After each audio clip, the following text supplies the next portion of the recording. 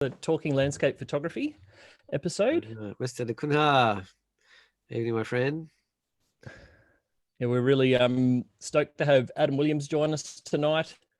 And I think it's going to be a pretty interesting discussion. It's definitely a topic that's, or I guess maybe concept or thought process that always brings up a bit of debate and discussion about what landscape photography actually is. And I mean, I guess there was a comment that I saw, a bit earlier, where they were discussing, should you be defining landscape photography to start with? And I guess it was a reasonable point. I don't think we're here tonight to try and define anything by any ways, but it's more so just to have a bit of a conversation and have a bit of a thought about what it is that we do. Yeah, I guess it's kind of an ongoing conversation, and it will be forever, essentially. And it has been for 100 years or more already. And, people tend to get pretty strong opinions about things. I think tonight's just really about opening the floor, really, and just getting the state of play about where things are at now, and letting people speak to their particular position or their intention or their sense of boundaries around it, or even their sense of honoring of the tradition of landscape photography. And there's a lot of issues I think that'll come up tonight around transparency and intention and purpose. And, we've got some people, even just on our panel, in quite sort of varied positions about where we sit on that sort of thing. And I guess in the last 10 years, we've had a huge transition into the digital realm, which has opened up a whole nother tool set for people to evolve their imagery or adapt it or refine it to their own particular style or vision or emotion or communication they want to convey. And yet 100 years ago, that was happening in the darkroom and used in different ways to the same intention. And I would argue that some of those masters from those early days would be absolutely frothing to use the kind of tool set they have these days to feel where they want to go with their imagery. So so just have a fun night. Let's have an open mind. Let's listen to everyone. Let's be nice. And let's have some fun with it. Sounds good, boys. Sounds Fantastic, good. Yeah. So how have you been, Adam? Mate, I've been well. I've been busy. Lots of these YouTube live things going on and different bits and pieces, and haven't had time to do a lot of my normal, work sort of things, really. But it's been fun. It's been really rewarding, and a lot of people have been emailing me and saying, really enjoying what you're doing. So that's been great. It's been really nice to be part of something, when at the moment it just feels a little bit, we're not really part of something. So it's been nice to join these online communities and have a chat and share our ideas and those kind of things. Absolutely. That was certainly, I think you're a big inspiration for us looking at starting off something like what we're doing now as well, just in terms of having a forum where people can have a chat and sort of raise some thoughts and maybe talk about some topics that haven't been discussed very well before. It's all good. Everyone learns a little bit, and it's better to have an opportunity to have these kind of discussions than not, I suppose. So it's really good. Alrighty. So I think probably the first thing that comes to mind when we have these sort of discussions about what is landscape photography almost starts off in the realm of what is real to start with. And that's like a really kind of tricky space to think about, because reality changes so much depending on the viewer, I suppose, and people see things in a different way, and people have different emotions to certain situations, and that can translate differently into their imagery. What's your sort of thought around that sort of realism, Adam, and the importance of that in image making? Oh, absolutely. It's a really, really interesting one, isn't it? Because we can go back to some more straighter styles of photography, even black and white, long exposure photography, and we could, you could build a debate that that's not real. That's not real. Should we be slowing our exposure all the way down to 30 seconds or a minute or 5 minutes, when in reality, our eyes are seeing it at a much faster shutter speed or something like that? Or now that color photography is available to everyone. Should we all shoot color because we don't see in black and white? So it's kind of weird, but I also, for myself, particularly from my point of view, when I shoot with the camera, the camera doesn't match the reality that I'm looking for, if you like, okay? So the camera kind of, when I shoot that shot on the camera, it's not telling my truth. So there's more to me than what the camera can capture, if you like. So sometimes it takes a couple of different shots and then combine them together to get that reality. Sometimes it takes a bit of Photoshop, adding the light, adding the drama, adding the darkness.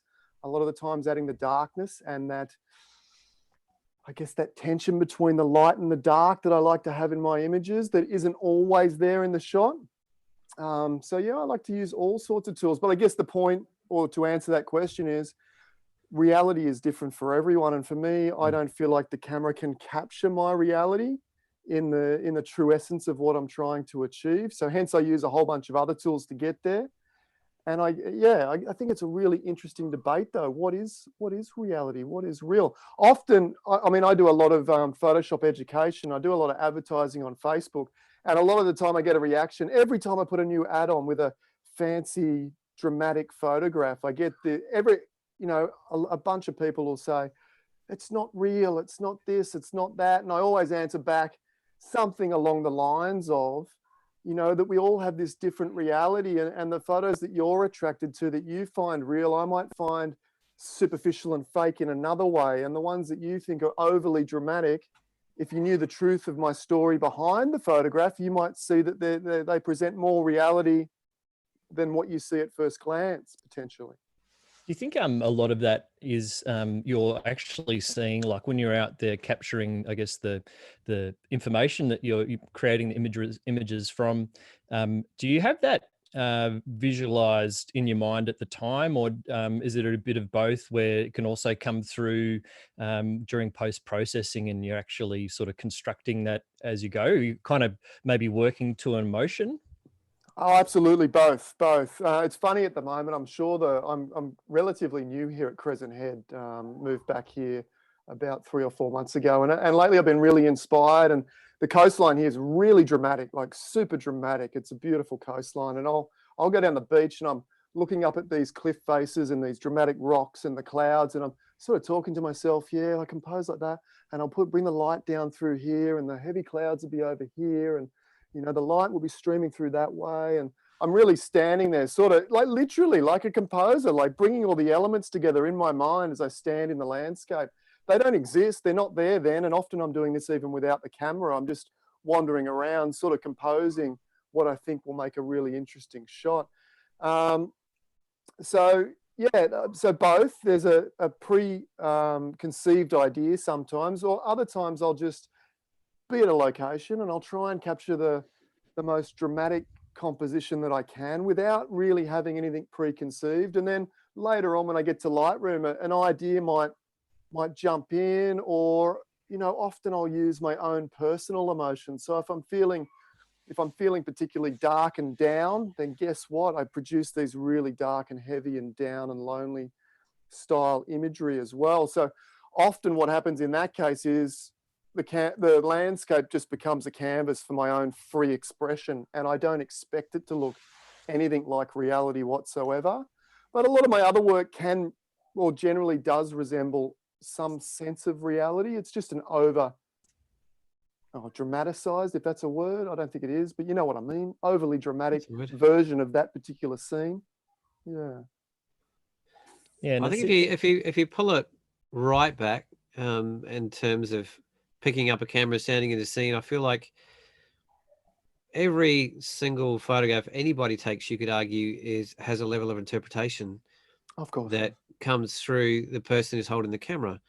From really, really simple technical things to what focal length they're using, totally changes the impression and the dimensionality and the interrelationship of all the elements in that scene.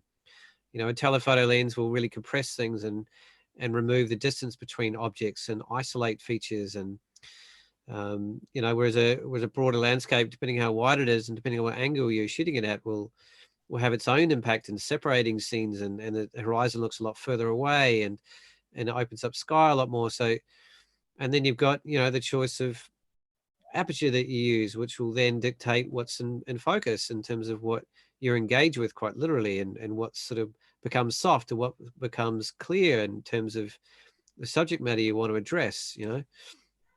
And then obviously shutter speed has another impact again in terms of moving objects in particular, and in terms of introducing movement and flow and form, and none of those have anything to do with post-production. They're just all in camera. So it's kind of like you can pull it right back and, like I said, and to say every single photograph you take is taken through your own filter. And then if you move into the humanistic kind of realm, the emotional realm, is you're drawn to certain things because of who you are.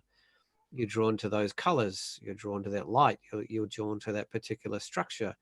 You're drawn to that particular subgenre of landscape photography, be it water or movement or macro or forest. And so there's just filters everywhere. So I think tonight's going to be interesting to talk about where people's are, you know, and where are those kind of aspects of landscape photography where it's important to be transparent about. When you talk about realism, I think one of the arguments I see come up a lot, and as Adam said, it's not real. And there's a lot of people that get pretty upset if you have altered a landscape quite significantly from how it presents itself in a real sort of way, and you don't own that, or somehow pass it off as being real. You just happened to be there when there was lightning and double rainbows and reindeers running across the bottom when you weren't. Then people can get a bit their nose out of joint. So to me, there's an aspect that's quite important in some aspects of landscape photography that's about the transparency of what you may or may not have changed in terms of the reality of that landscape. And yet, when you move into another realm, like you say, and enter a contest, and it's, you know, it's a creative section, and it's, you know, like landscape and ARPP is basically, there's two sections, open and not open, basically. And opens, you can do whatever the heck you want. There's no limit to any tool, or any sense of your imagination is probably the only limit at all. So there, I think there's, you know, there's contests and rules that refine or give us different sort of platforms to, I guess, segment the level of augmentation we give to an image. Yeah, I feel like that's a broad brush to a longer question, but I think it's important to remember right back, you know, one of the things that opened me initially, because I'm a bit of a straight shooter, but I've been hanging out with 5 years of people like Adam, just going, wait a minute. And I've been judging the ARPP Awards for almost 10 years going, wait a minute. And I've had to learn to really appreciate and honor, you know, and it's a cheesy word, but it's kind of makes sense, as the vision behind people's craftsmanship. There's camera craft and there's vision. And the camera craft to me is the physicality and the technicality of how you use the systems you have in the field. And the vision is the idea behind it, or the communication you're really wanting to present, or the level of emotion you want to imbue into your image. And they can come to some extent through the shot, and with all the tools we have at hand now, they can come through post as much, if not more. So I think it's a little bit about intention and purpose. You know, if you're intending to create a documentary book about a certain place, and all of a sudden you're stretching mountains and adding things in and doing bits and pieces, and then that could be, you know, argue that somehow, you know, there's an issue with that. Whereas if you're doing it to create your own personal exhibition of a body of work with a theme, then, well, who's to say you can't do whatever the heck you want in the known universe? And if you're entering a competition, then you'll be held into account for whatever those particular rules or guidelines are, and you can be, you know, held up, and people have, you know, been taken down by accidentally not reading the rules and being disqualified, you know, or people are held up through their camera craft because in that particular category, it's only about what comes out of the camera and what you've done before you push the button, more than after. Yeah, you're absolutely right. Yeah, I mean, I've covered a few bases there. We'll go back over all of them and individuality, I think, but I just sort of set the scene with that one. And just one more thing before I leave it open to the floor is, I think one of the transition points for me to being more open was when I first saw the ARPP Awards they actually came to Hobart, and I walked in, it was about a decade ago, 11 years ago, And I just looked around. I thought, oh, man, what is this? Oh, I've got it. The Australian Professional Photoshop Awards. That's what I thought AOPP stood for. Because when I looked around, I couldn't see a damn image that looked like it came straight out of the camera. They're all polished and influenced, and I knew enough about post-production that I could see how much had been applied to it. And I was like, oh my goodness, you know, it's a Photoshop Awards. And it took me a year to figure out I got the definition wrong. And it was just, you know, it was just that particular category of those You'll be allow for that, you know. You'll be kicked out for saying that. Yeah, well, no, I've named it up. And then somebody else said to me, well, because you think of people like Ansel Adams as these, you know, pioneers of landscape photography, and yet if you really dig deep and under the surface of how they approach their work, Ansel Adams was using every trick in the book under the sun in the darkroom to do whatever he wanted to those images. He was blending images together and burning things in and taking things out and adding bits and pieces. And he might spend 20 hours in the darkroom to create a final image that we see and comes across as this kind of a purist kind of scene in a way. And that's the way a lot of people view it. But if you actually looked under the hood, so to speak, a lot of people argue someone like Ansel would absolutely go to town with Photoshop because he was so thirsty to use all the tools at his command at the time, and to master the potential at least of what was possible if he chose to use it or not. And it's, yeah, two of those sort of processes really kind of, I guess, opened me. I mean, it hasn't changed a huge amount the way I shoot, although there's at times, you know, I bounce off people like Adam and think about, well, how can an image go a little bit further, or how can the narrative be stronger? And is there something I can sort of way I can add, change the color or shift things around or so on? And that's quite a new thing for me. And Adam knows I struggle with that quite a bit, but I've still seen it work well. And if it's presented to me in an honest kind of way, and that, you know, like say in an awards where it's very clearly within the guidelines, then I just need to strip away, you know, my own biases and just appreciate it for what's in front of me. And it's really freeing when you find an environment to do that, and you're not constantly trying to look at an image and get upset or aggravated by, you know, what may or may not have been done to it. But again, I think there's certain genres where it's really important to be transparent and really honor the landscape itself as well. I'll shut up for a while. Yeah, you're absolutely right, Paul. And it's where I think everybody comes from a really different perspective, and that perspective can change depending on what you're applying your photography to. And I think we all have to remember that. And over the years, I've you know, like you, definitely changed how I feel about you know, Photoshop and that sort of thing. But there are some sort of areas that I still have issues with, which we'll get into a bit later. But people can do what they like with their photos, and they should. And if they want to do whatever they like, then they should. I think that those that sort of spruik that and do that themselves just have to remember that there are reasons sometimes why some people get upset when something happens, when a particular image might upset a particular person for a particular reason. And I think that's something that the more creative types have to remember, and not dismiss it completely when people get a little bit sort of anxious about it. And at the same time, people that are very realist, I suppose, have to appreciate that art means that people create things, and we should embrace that and appreciate it for what it is.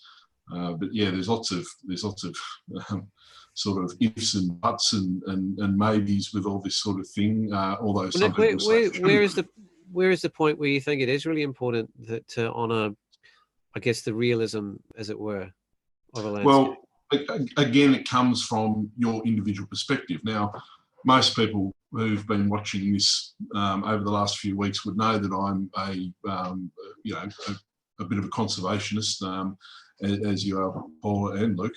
But I'm born in Tasmania, and I have a very, very strong connection to Tasmania in my work, and all my work is Tasmanian. I mean, I simply don't have work from anywhere else. And you develop a very close connection with the mountains and with the where people would have seen me get upset before in the past is particularly when someone will fly in for a trip and do something with their images that sort of messes with the Tasmanian landscape. Now, that's their right to do, and that's perfectly fine. But it causes an emotional reaction to me, because when I see the hazards at Freycinet compressed in and look, you know, a third taller than they normally are, or I see Cradle Mountain flipped in the other direction or something like that, which is, both of those things have happened and lots more. It just causes an emotional reaction for me, because I'm very passionate about Tasmania. And so my point of view with these things comes from that that passion. So yeah, and also with conservation photography, a very important part of that is it's such an important tool, photography and conservation, that if you present something in a conservation sense and it gets, you know, outed as fake or in the wrong place or has been really or highly manipulated, that sort of thing, it can cause great damage to the conservation photography movement, because it makes people just, you know, the reason we're presenting it is because we're saying this is here, this is real, this is what's being taken away, this is what's being, you know, knocked down, dug up, or, you know, all those sort of things. And it's really important to me that we don't damage the conservation photography reputation or whatever by doing too much or saying a photo is taken in a particular place when it's actually taken somewhere else, and that sort of thing. So there are a couple of my boundaries with this sort of thing, and things that cause me to have an emotional response about it. Yeah, that makes so much sense when you explain it like that, Nick. Sort of having been involved in conservation for a long time, it's, I guess there's a level of trust from the viewer, and to some extent, particularly in the realm of conservation, that they're assuming that you're honouring, you know, the reality of the landscape, and that is really important, because if you're misrepresenting a landscape, then you're twisting a view for people, and you're potentially taking away the credibility of what's being presented. And if you're asking people to fight for something and you're presenting something that wasn't actually there, and asking them to stand up for something that kind of doesn't exist, then yeah, there's some real issues there, I think. Yeah, it's just one of those areas, and there are a few areas like it, I suppose, where, you know, to me it is important, and to others, and there are a lot of people out there that think in a similar manner to me when it comes to that sort of thing. So it's just important that those that tend to do more creative work just recognise that there are these issues, and not to dismiss them and just say, oh well, art is art, etc., etc., because there are certain, you know, things that do matter. They may not matter to that person particularly, but they do matter to other people. So that's yeah. And I've adjusted my views on creative work a lot over the years, and I'm far more mellow than I was. I mean, when I started, you're laughing. Well, when I started for digital photography and that sort of thing, it was, you know, it was all filters and you know, physical filters and a bit of Photoshop, and things just sort of moved and snowballed, and some people moved with the times and others didn't, like me, I suppose, and get too creative with things, and it was hard to take, I suppose, to see such a fundamental shift in the way things were done in such a short period of time. Now, yes, okay, when you think back to Ansel Adams and all that, it may not be such, a fundamental shift, but I think for the vast majority of photography, it probably was. But yeah, it's an interesting one. Well, it's just There's the word that also came another- to mind. I'll just quickly go, then you jump in after me, Lucky. Documentary is a word that comes to mind around all this. Like if there's a important authenticity to how a landscape's being documented, that needs to be honoured. And I think conservation is probably one aspect of that. Like you imagine if people found out that Peter Domboska's Rock Island Bend was a fake and he stuck something in or put something out or whatever, it would have had huge implications about the Greens Party themselves, the integrity of the organization, what was going on. Like it's sort of so I think if you're approaching a project at all where there's an expectation that it's a documentary based outcome, that it's based on preserving the actual reality of a place and time, which a lot of projects can be, and a lot of books sort of have become so. I think it's worth really being very conscious about that. And we'll move through the evening into all the other different kind of aspects of where that's less of an issue and it's more about personal expression. Again, you can argue that even from a documentary point of view, that's going to be very filtered again by those simple technical choices around what we do before we push the button on the camera, and even where we position ourselves in the first place. But I think another aspect that this really applies to is not just conservation, but also from a tourism perspective, which I do think you touched on a bit before. Yeah, of course. But if in some ways maybe that's even where more contention can come in, because obviously with tourism you're looking to portray the destination and make sure that people are that they see a pretty picture and they want to see it, they want to experience that for themselves. And when it's portrayed in a way that's actually maybe misleading the viewer into believing that the scene is quite different to what was there, that can actually be even I guess well, misleading is probably the kind way to put it. But I think it also comes in with social media, because then if a tourism account or someone that's responsible for that tourism area actually shares or purchases that content or what have you, and says that this is representative of the place that they're marketing, that can be a very contentious issue as well, when there's no that documentary aspect that you're describing isn't I guess kind of adhered to. And I guess it does get a little bit grey sometimes in terms of how that's applied. But I certainly know that for me, I do shoot very I guess you could say traditional style landscapes where there's very little manipulation of pixels. And I know that that's been a big and important thing for my career, and as being a photographer, to be able to work with tourism organisations and maybe organisations like Australian Geographic as well, because they're aware that that's my kind of ethos, I suppose, when it comes towards my image making, and they have that kind of faith or trust that the scene that's been represented is accurate, which is actually required for what they do. So there is a aspect, like you were saying, around that documentary side, where it is really quite important to maintain that, and can have some impact in terms of even your future work and who you engage with in the future as well. Yeah, absolutely. I think a couple of points based on what you guys have just mentioned. I think it comes down to purpose and intent, the purpose and intent of the work, and what the desired outcome is supposed to be. And I 100% agree with pretty much everything that was said there. The one thing that I will point out on the level of conservation, doesn't always have to be documentary style, though, does it really? Well, at least in my opinion, because if I take you back to the TLC project Black and Blue, and it's a bit of an interesting one, and I'll go a little bit deeper. But Black and Blue, the Great Barrier Reef project that the Light Collective did, I produced probably some of my most conceptual work to date.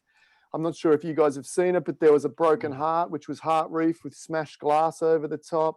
There was heart reef placed in amongst coal mines.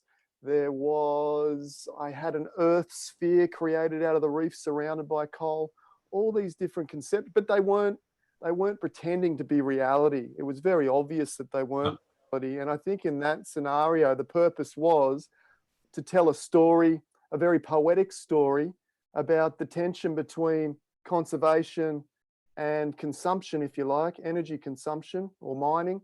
And in that case, because I wasn't trying to tell the truth, well, I was telling a poetic version, a poetic story of the truth, if you like, but not telling the reality, then it still fits within the conservation realm quite nicely. No one said anything about or arced up that it wasn't respectful to the Great Barrier Reef. But I can understand, like, if you took the Great Barrier Reef and maybe warped it out and this and that, and then said, well, this is what you're going to see if you fly over the Great Barrier Reef. Well, absolutely, I understand where you're coming from on that angle. Then that comes back to your intent sort of part, where it was kind of clear that there was a conceptual element to the show, and it wasn't a show where you know, you're trying to represent it as an actual as what's there necessarily. And I think framing it in the sort of the art side of things that you had done, rather than more of a I guess a documentary type piece, would have allayed any I guess conflict or anything like that might have come from that. And I totally agree that there's definitely an aspect where reinterpreting these places can tell a different narrative and story, and that can be very constructive. But as Nick said as well, it's also extremely important that an aspect of the documentation of these places is kept as it is, because we're trying to represent what it is that we're trying to protect, and without actually having any photographic evidence of what's there that's actually true and correct, then we don't actually know we don't have any record of that. And so I guess there's definitely space for both, and I guess the key, as far as I can see it, is more so, like you were saying, the interpretation, what the viewer is actually considering when they're seeing this imagery, and are they aware of it being artistic rendition, or it being a documentary style image, and hopefully not mixing those two things up. I got another interesting one that I just want to throw this out to the group here and maybe the audience as well. Ed, can I just comment on that particular point before you change tack? Flick it back, yeah, flick it back, yeah. Yeah, I just thought, well, there's a few ways we approach, like Luke, when we first looked at the Great Barrier Reef, the first thing we realized, and we're approaching it very much from a conservation mindset in terms of how we can support its conservation, is so much of it had been documented already that we weren't likely to go out there and be able to document something that hadn't already been done, probably better than we were even going to be able to do in the time frame that we had.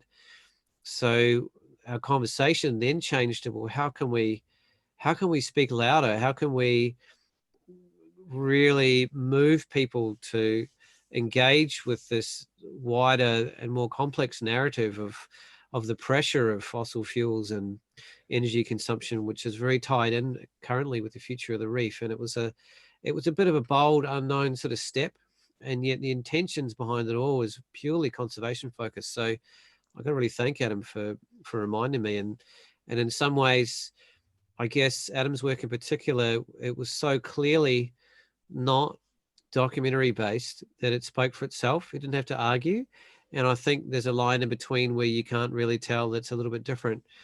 But when you've got like the reef as a globe, with tears of coal dripping down, you're not going to be sort of broken into shards of glass. Oh, honey, we might see that on this helicopter flight.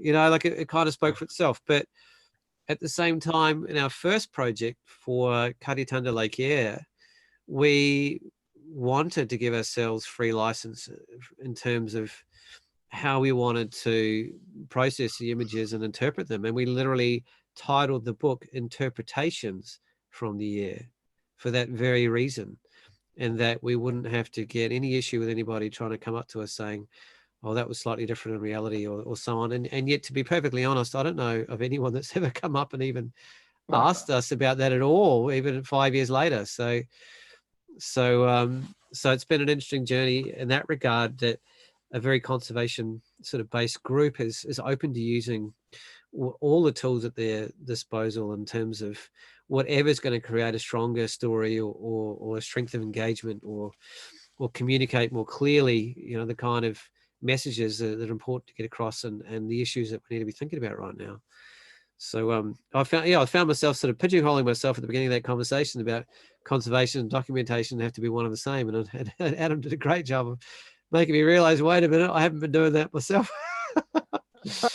And it's been just as you're absolutely right in its own way. Yeah. Yeah, you're absolutely right, Adam and Paul. That wasn't quite. I wasn't saying that there's no place. I just realised I was saying it, Nick, and I just realised. Yeah. Wait a minute. Yeah. But that's Black and Blue project's a really good example of art in conservation. I mean, it really is absolutely brilliant, a brilliant project, and I love it. You guys did such a wonderful job. So thanks very much. But you were going to say something else, Adam. Yeah, I mean, one particular point just to finish off that one is the Lie Collective is heading down to Tasmania. And in fact, some of the groups already, Paul and Luke, in fact, and Ricardo have already been out there shooting along with Matt Palmer. And myself and Ignacio hoping to catch up once the travel ban's all done and dusted, maybe, who knows when that's going to be, hopefully early next year or something like that. But in the meantime, I've been like really considering like, how am I going to, because I've never been to this region of Tassie, the Tarkine, and I'm really considered like, what does it mean to me? How do I wish to portray it?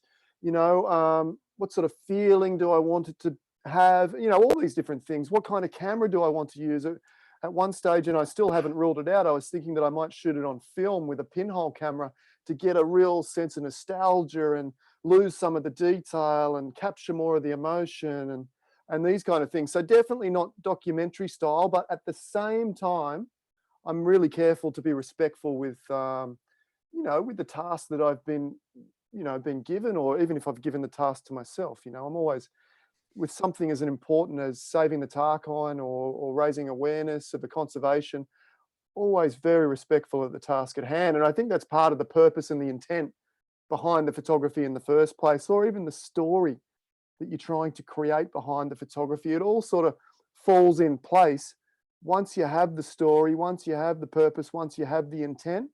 I think maybe where I might get myself in trouble, and maybe even myself in the past, is when you just do things without thinking, I suppose, and not really understanding the respect for the particular landscape or the regions, and there's nothing to say that you can't just go out and do whatever you want. Absolutely, I'm not saying that. I'm a big believer in, having no creative boundaries. But at the same time, I think if you have a story, and if you have intent, and if you have purpose, then not only are you going to come up with more likely a stronger, more powerful body of work, but you might also not tread on so many toes at the end of the day as well. Yeah. Anyway. Yeah. So Nick, I noticed you responded already to Tim, but Timothy Main put on a comment about is there an extra kind of element of Tassie-centric sensitivity around this? and Nick's response was, well, it's probably heightened here relative to the history, and I think there's probably a lot to that. When you look at the history, particularly, because we're talking a lot about conservation, the power of the green movements was in parallel with the power of the imagery that was taken by Lagos Johannes and John Voskis and Rob Blakers when he got involved, and a bunch of others, and there is a very, very long and strong lineage, particularly strong globally, even in Tasmania, that's based around that probably slightly more purist representational element of landscape photography.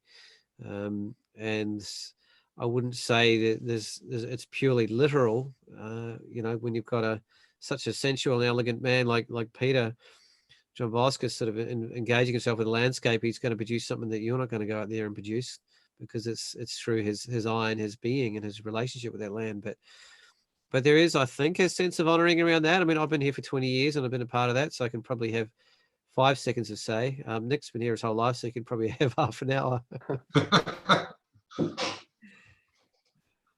No, you're right, Paul. It's it is a strong background, and I do understand. You sort of hear the hints and whispers that a Tasmanian might say this or that, and in the background people are going, "Oh, bloody Tasmanians are always like this." And I guess sometimes we are, but we're very, very passionate for the landscape itself. And my love of photography is intrinsically, I don't know what I'm saying, but is married to the landscape. It's married to the mountains. It's married to the flora. It's married to the Tasmanian, what is there. And I personally, and a lot of other people, want to show what is there, because we have that particular love for it. And as I said before, I don't do much travel and that sort of thing. And I think I'm just coming, me and other people down here are probably just coming from a different place to maybe someone who's getting into photography. They might start out in the city, and they might have lived in the city all their life, and it might they might not have that appreciation for the landscape yet, because they haven't experienced it. They haven't lived their whole life there. And I guess, there's that element down here that it probably does make us a bit different and a bit sensitive and a bit, strange at times. But it's just something that I guess all I ask and all we ask is that sensitivity is somewhat respected, and I know me personally, I'm changing and respecting other people's interpretations on. You're not going to be dropping a sky, that you might be changing your mind about that. No, I won't be dropping in any skies. I just don't enjoy it, but that's fine. My love of photography is the shooting, is being out there, and while I do plenty of Photoshop, and I've been doing a lot of Photoshop for years, and I'm not Adam Williams Photoshop level, but I certainly know how to use it. And for me, it's the landscape itself. Bring it back here, present it nicely, show other people. That's basically where I'm coming from with that. But yeah. What do you think about the argument that if you're doing that, you're not injecting anything of yourself into the landscape, like you're creating a documentary image of a location that anyone could have taken if they'd pointed the camera in that direction and clicked the shutter button. Where's Nick Monk in that picture? What's your thoughts on that? Well, that's actually a really interesting point. Good question. Where's Peter Dombrovskis in his? He didn't do any Photoshop into his. Where's other people that are the same, that shot on film? They're composing how they see is best fit to compose something, how to use the light that's there and the elements that they've got and bring them all together, I suppose. And that is the art of the landscape photo for me, and I guess for lots of other people as well, with a little bit of stuff later on. So I guess the part that is me is the composition and being out there, and waiting around for things to happen, or going there at the right time, or planning based on seasons where I should be, and that sort of thing. That's part of the art for me. It's a different sort of art to painting. It's a different sort of art to music.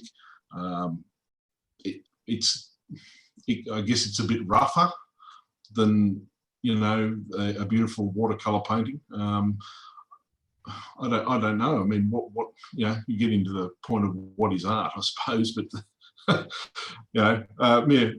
my hopefully with my compositions, I'm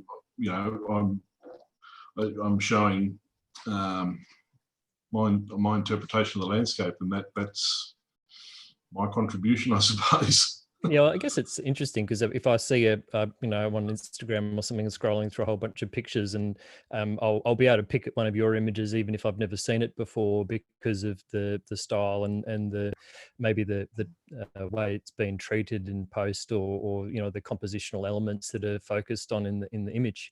And so I think, you know, people inherently have their own styles, even if it's not you know, constructed by uh, uh, any other creative technique that may have happened outside of camera, for example.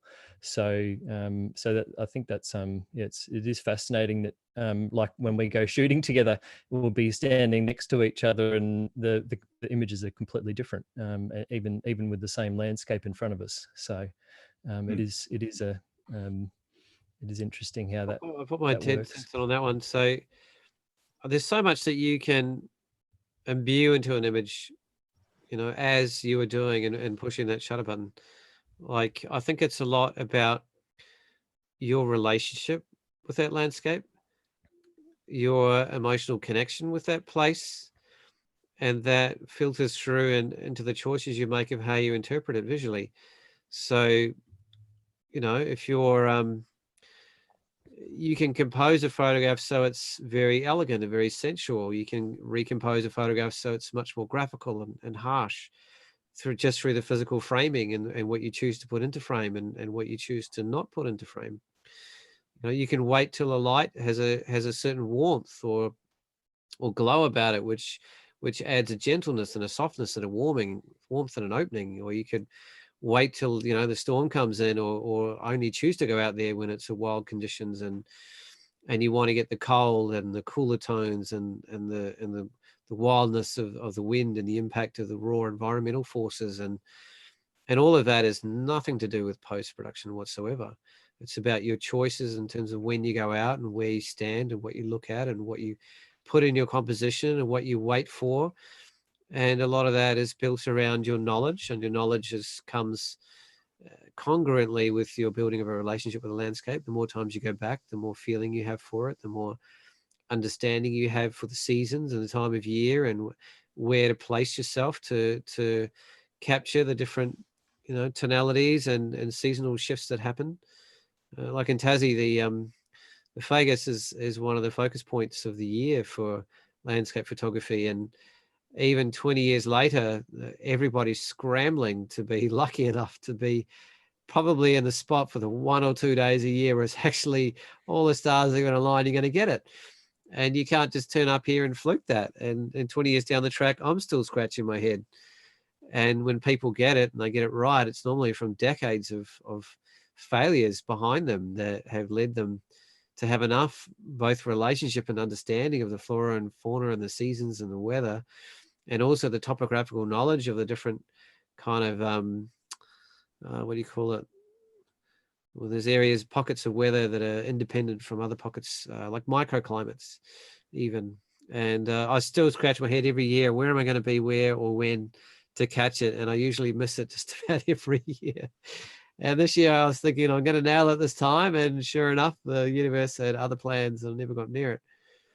So I think Nick answered that somewhat already. You know, I was thinking about Dromboskis, you know, what is it about him? It's also about the choice of tool. He chose, you know, large format transparency.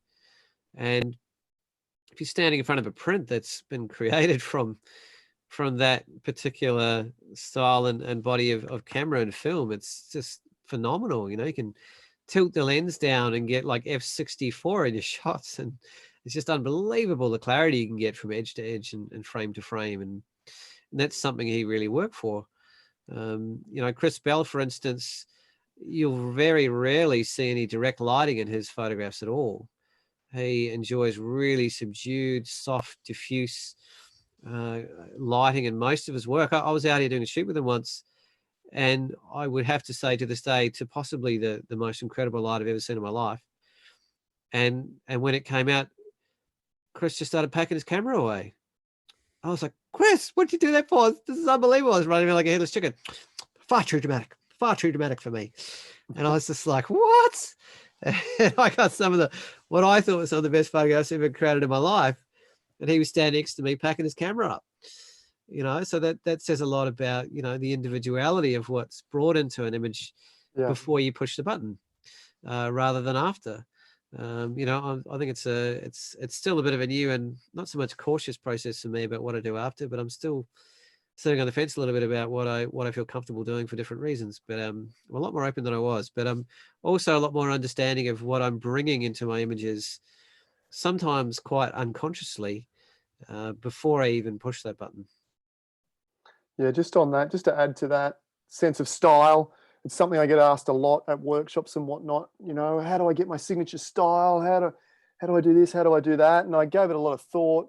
And what kept coming back to me is that signature style, or your particular style, comes from a consistency of being authentic. And what I mean by that is just continually being consistent and creating images that you're drawn to, that you like. So if you like long exposure, then just go and do long exposure, and that will be your style, and it will develop. It will slowly ebb and flow. You might fall out of long exposure and come into the next love, passion, dramatic photos, whatever it happens to be. But for me, for example, I used to force myself to get out of bed at 4 a.m. in the morning and go down the beach and take those incredible sunrise shots on the northern beaches with every other person. Every other amateur photographer was down with me. We had a great time, don't get me wrong, but I hated the getting out of the bed bit.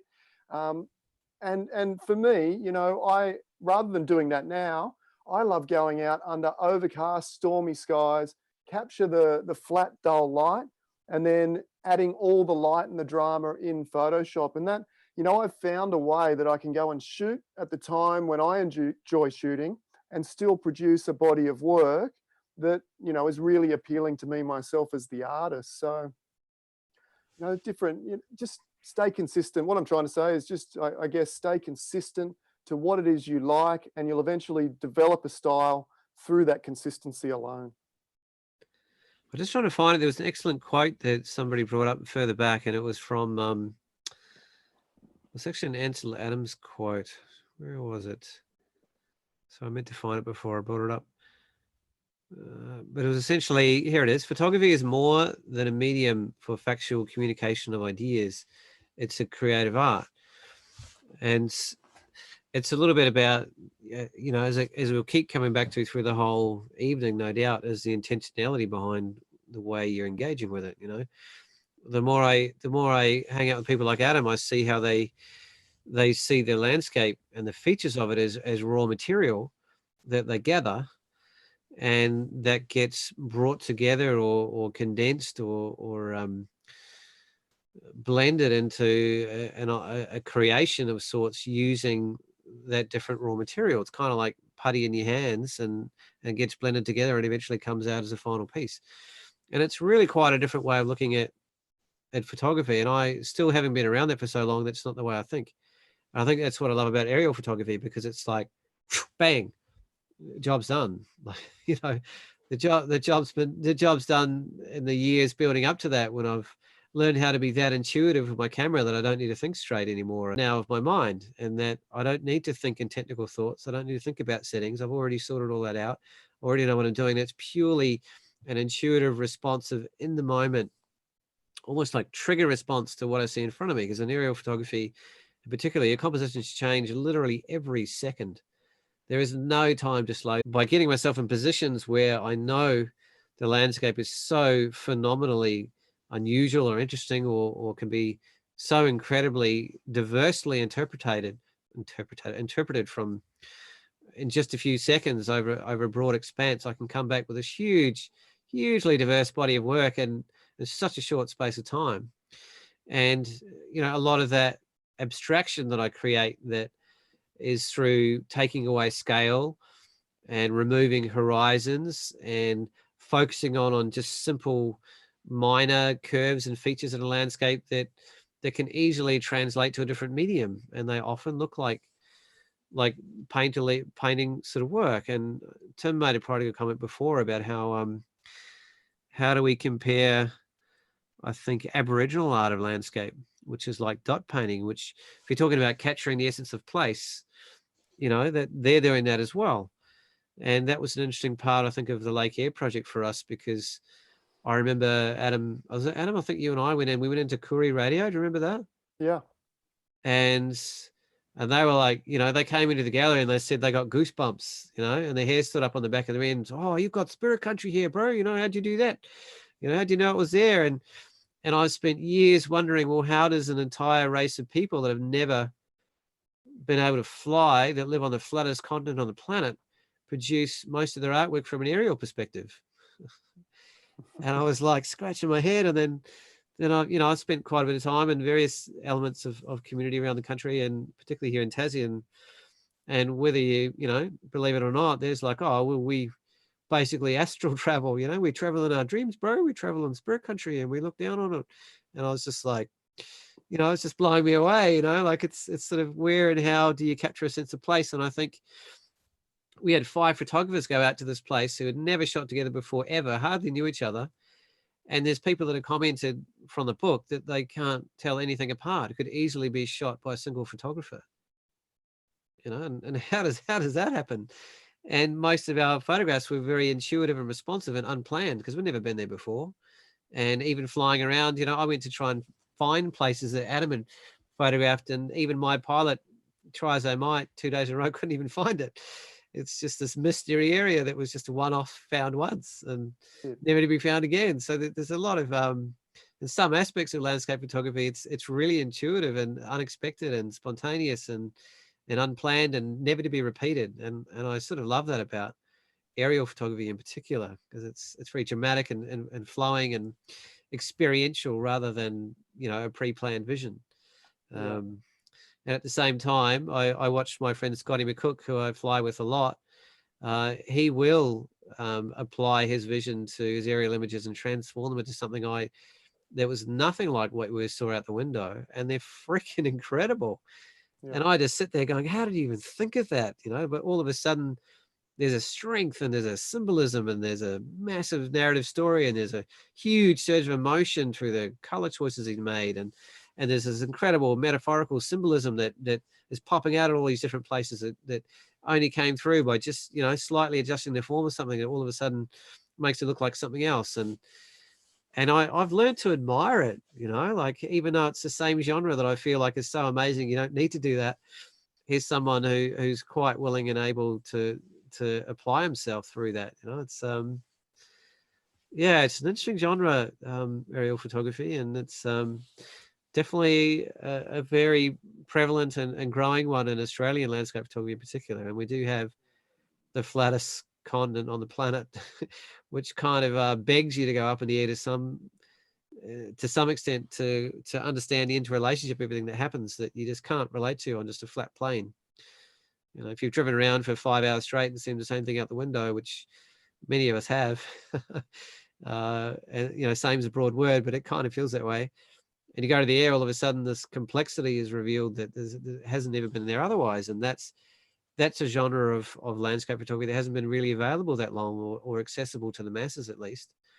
And with drone photography, all of a sudden, it is far more accessible to the masses, and that's evolving and growing at a rapid pace in terms of photography. Like so much so, the Australian Professional Photography Awards decided it was such a strong thematic genre that was coming through landscape photography. They decided it needed to be its own separate category in the judging, because they feel like there was almost an unfair advantage in aerial photography as being able to transcend a lot of the more traditional ways of approaching a landscape from the ground. And people, I think it's to do with simplification, isn't it? I mean, it's very easy to simplify an aerial landscape, but it's a lot harder to simplify one you shoot from the ground. And I think when you enter in competitions, simplicity is often or finding patterns or shapes in a landscape is often, you know, what's attractive to a judge. And so I think it makes sense that there would be a skew there. I think it's also about it's an unusual perspective, and that's one of the things that stands out by it as well. Like, I mean, I can think of plenty of examples of how you can simplify an image on the land depending on where you are and what kind of lens choices you have, because longer telephotos can be a brilliant way to simplify and isolate sort of features and images. But you know, and a plane can kind of act as a very expensive zoom, as Adam put it once, depending on what you're shooting with. But it is, yeah, it's quite striking. Like you could spend 10 years and driving around West Australia and only have a certain relationship or understanding of landscape. But if you go into the air, I can guarantee you your understanding of the interconnectivity and the complexity of the way the different features of that landscape present themselves from the air, you can't relate to that from the ground. It's just not possible. It's just a flat heat mirage of brown, when you're on the ground a lot of the time. So that's probably part of it, Luke, I guess, is it's quite a refreshing point of view. And I think there's arguments now this year. I'll be interested to see if APA comes back around for actually taking that back out, that maybe we've had this phase of a few years and people have, judges in particular have had a level of saturation that it's not necessarily standing out and above, more ground-based sort of work. And yeah, I mean, that's a conversation we're going to go more into probably next week on our specialized aerial show. But having that judging background, how did you also feel about the change of having a single capture versus a multi-capture sort of separation in the categories, and is that a bit of a relief, or is it make it more difficult, or do you have any viewpoints on that? Or that's been happening for quite some time. I mean, they actually introduced that, whereas I sort of had a little bit of a quiet violin there by entering my abstract landscape work from an aerial perspective and having to put it in the aerial category. I was immediately,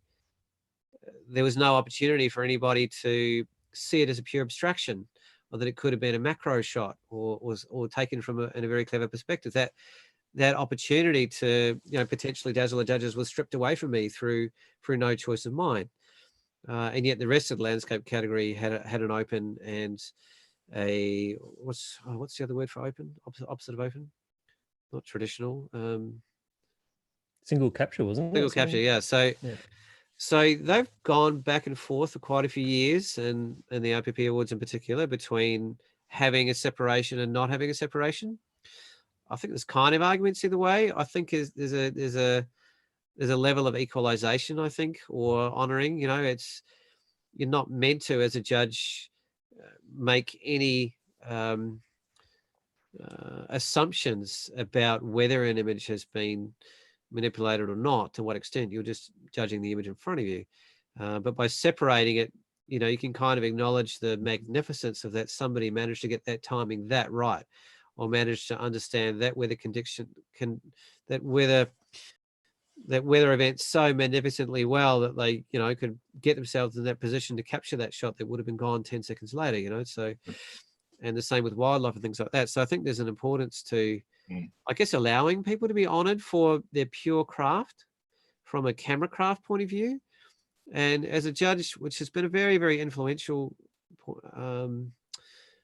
experience for me, being 10 years of judging, being from a pretty straight up traditional film-based background, conservation-based landscape photographer, to, my first category I got asked to judge in the APRA was illustrative. And that is the most open, anything goes and anything will that you can possibly imagine, and 20 different genres of photography might turn up in 20 minutes in terms of the style of images that could have had anything done to them in the known universe. And I was just like, how do I just even get any bearings on this whatsoever? So it was really being chucked in the deep end, and I was sitting next to, some grand masters that have been doing that their whole lives. So I had to learn to really appreciate what was in front of me, to honor it for what was presented, to not make assumptions about what was being behind it, to not even bother trying to think about what techniques are being used, and just purely relating to that image. How is it communicating to me? What am I being moved by? Is it asking me questions? How am I feeling as a result of it? What is it telling me? Where is the story? How's it making me feel? And so by removing, a lot of your own sort of judgmental aspects of things, you can start to relate to images on a lot more simplistic and emotional kind of level. And it's a really beautiful experience, sort of removing yourself from rules sometimes. And I've also had to learn over years of when that's done well and when it's not done well. And I had to do a lot of research and homework and homage and spending time with people like Adam and Scott, understanding the kind of tools that there are available and when they're done well and when they're not done well or used well. And that separation between, you know, the single capture and open is a big part of, you know, your responsibility as a judge, I guess. And, you know, you don't just put your hand up to what you want to judge. They decide whether you have the credibility and capacity. And you will get judges on a panel that aren't from that genre. And that's actually quite often deliberate, and that they have fresh eyes, and that they don't realize that that shot's been taken 200 times at that place, or they don't realize that's the most common technique or that's in vogue. They just see it for what's in front of it. And then there's something very honest and very refreshing about having a range of judges on a panel that are from slightly mixed backgrounds. You know, you do want people that have genre specific knowledge, but I've learned possibly even more by being on panels with people that aren't influenced by the kind of, I guess, traditions and culture that we can get stuck in sometimes within our genres. I think competitions and judging, particularly seeing, you know, I follow, I'm not a member of the AOPP, but I've followed the APPers for years and years and watched the live streams and gone to some here in Tassie as well. And I think this is really the pointy end of what we're discussing today, where, you know, the AOPP obviously over the years have had to grapple with the arguments for separating landscape in particular into different categories of single capture and multi-capture and aerials and science and nature, because basically you've got those 4 categories. I don't know what they've currently got right now, but there's sort of those 4 categories that landscapes can be sort of put into. And I know, you know, Peter Eastway, for example, says, and you'd all be familiar with this, that all that matters is the final image, and that's the point you've been sort of talking about, Paul, just then. And I agree to that to an extent, but it becomes very difficult, I think, for judges when there is such a range of options in a single genre to be able to reward some of the other aspects that I think are important, and I think this is part of this discussion, a really big part. Reward things like, you know, if the final image is the only thing that matters, it's not talking about you know, the efforts that people went to take the image or to capture it in a particular way. And I'll bring up an example, and again, people would just be screaming and say, well, it doesn't matter, it's just a final image. Well, if take the supermoon is probably an interesting one. Okay, so every supermoon that we get now, we get a flood of Photoshop composites that come onto social media that we all see and we go, oh yeah, that's another photo of the supermoon, and it's likely, you know, long focal length taken shot of the moon and then impose put on a more wider shot or something like that, and it looks, you know, in some cases it looks amazing, in other cases it looks awful, but that's the same with any landscape photography. But in the film days, if someone went out with an 800mm lens and captured, you know, a moon rising over some monument in Utah or something like that, it would be an amazing shot, and one that would have been recognised for its for its planning and execution and that sort of thing. Where these days, if you went out with an 800mm lens, you studied all the charts and worked out that the supermoon was going to rise over a particular spot, and then you had to work out the precise angle that you needed to be at to get the perfect shot, and people do this all the time. But then that expertise in capturing that that scene as it is, and the effort that's gone into it is lost in the noise of of composite work, and a flood of images coming in from people that haven't gone to that effort. Yeah, there's obviously a real art and effort in Photoshop work and that. And so I'm not taking that away, but for the general audience member, the person that doesn't know photography, they're seeing all these supermoon shots and they can't tell the difference between one that's really special from a photographic point of view and one that's just been sort of, maybe at the lower end of, being hacked together. They just don't understand it. So how do we, I don't think we'll ever solve this, but how do we get that communication to the audience? And I don't know, it's something I grapple with all the time. But Adam, you probably got a perspective. Oh, a little bit. I mean, probably not the perspective you were thinking, but what I was about to add to that was, I think the photographer that goes out and puts the effort in and captures the supermoon as that single shot, and is, maybe hoping for that instant recognition of that particular shot on social media, might be chasing, their own tail to a certain degree. I think what a lot of photographers need to do, and I've seen this in the 10, 15 years that I've been in photography myself, is it tends to be a build-up of, images and portfolio that eventually starts to gain momentum, and then you build up that sense of respect and skill in the particular genre that you're in. So I think if you're an amateur photographer and you go out and you get that incredible supermoon shot, you might not get the respect, but if you see that supermoon shot as part of an overall incredible portfolio,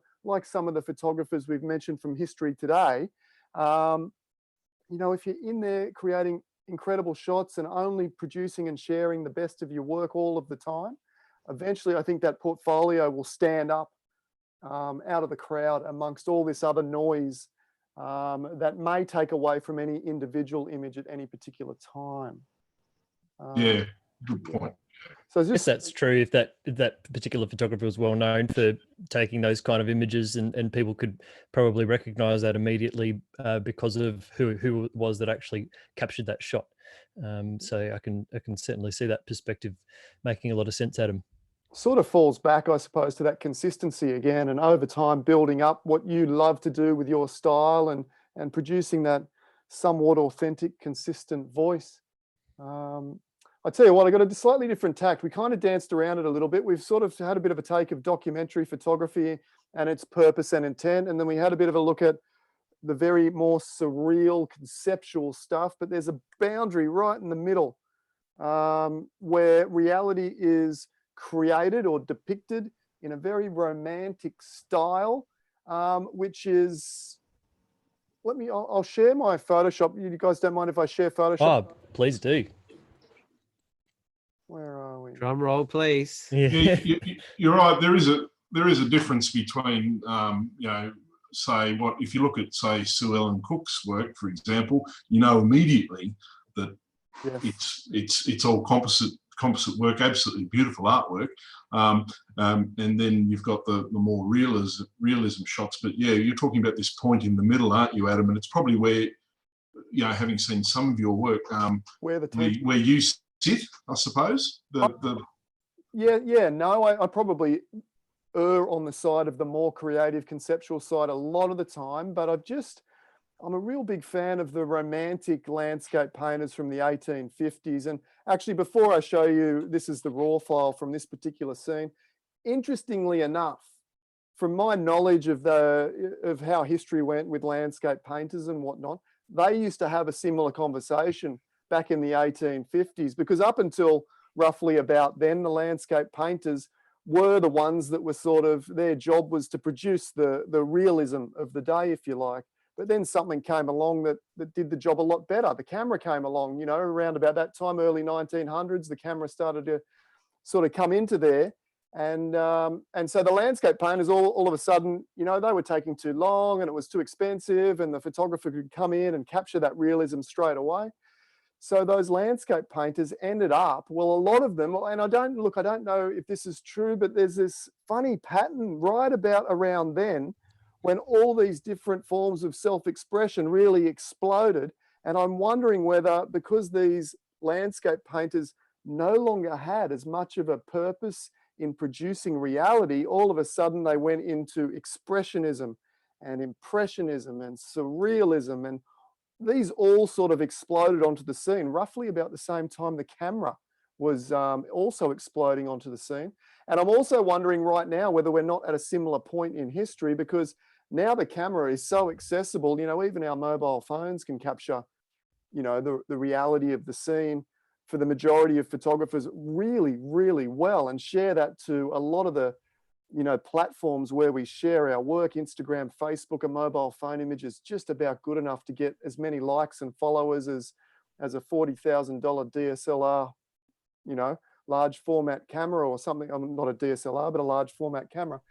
So I'm wondering, now that it's so accessible, is the new generation, the next generation of photographers coming through right now, are they going to again explode with self-expression because the job of capturing reality is being done by just about everyone else and being done really, really well?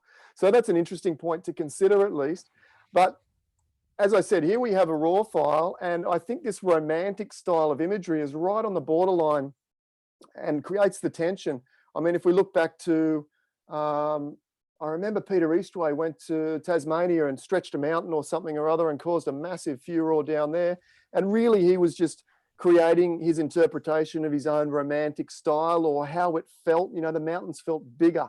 At least that was sort of what I got out of his interpretation of that particular scene. Let me see, can I click on this? Is it going to let me? Yes, it is. Let me turn these layers back on. Hang on, let me move you guys out of the way. I've sort of given it away there, haven't I? There we go. Okay, so there's your raw file.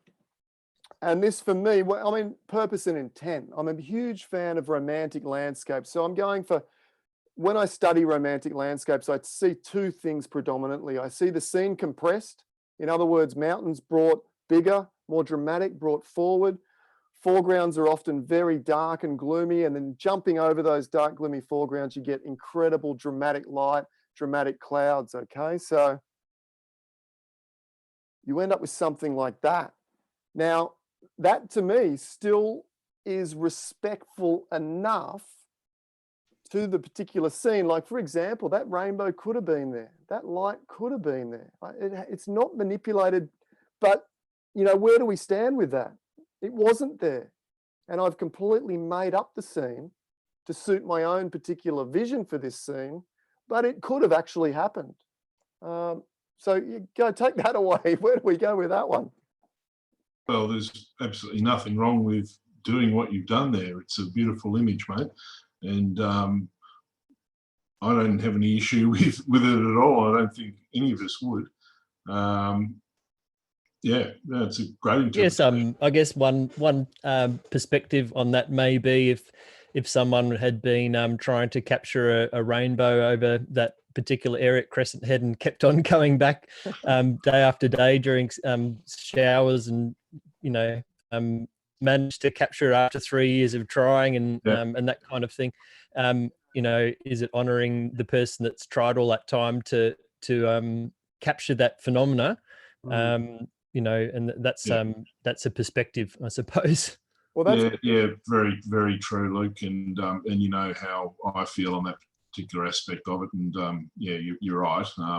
If it is someone's dream to capture this shot in one go, and they've put that effort in, and then they see this and they know it's not real, and you know, you get all this adulation for it, and they, you know, go off and sulk. You know, I mean, who cares really? I suppose, but it's that reward for effort aspect, and that is a point that a lot of absolutely photographers, you know, it's the part of the art of landscape photography, from just the photographic point of view, is being in the right place at the right time, and that usually means hard work. So yeah, Luke's right with that, but I'll let you add what you were going to say. Yeah, well, yeah, I mean, I agree. It kind of ties back again to the point I made before, which is it's up to the individual photographer or artist to build the value in their own brand, in their own portfolio, which will then feed back to the individual images.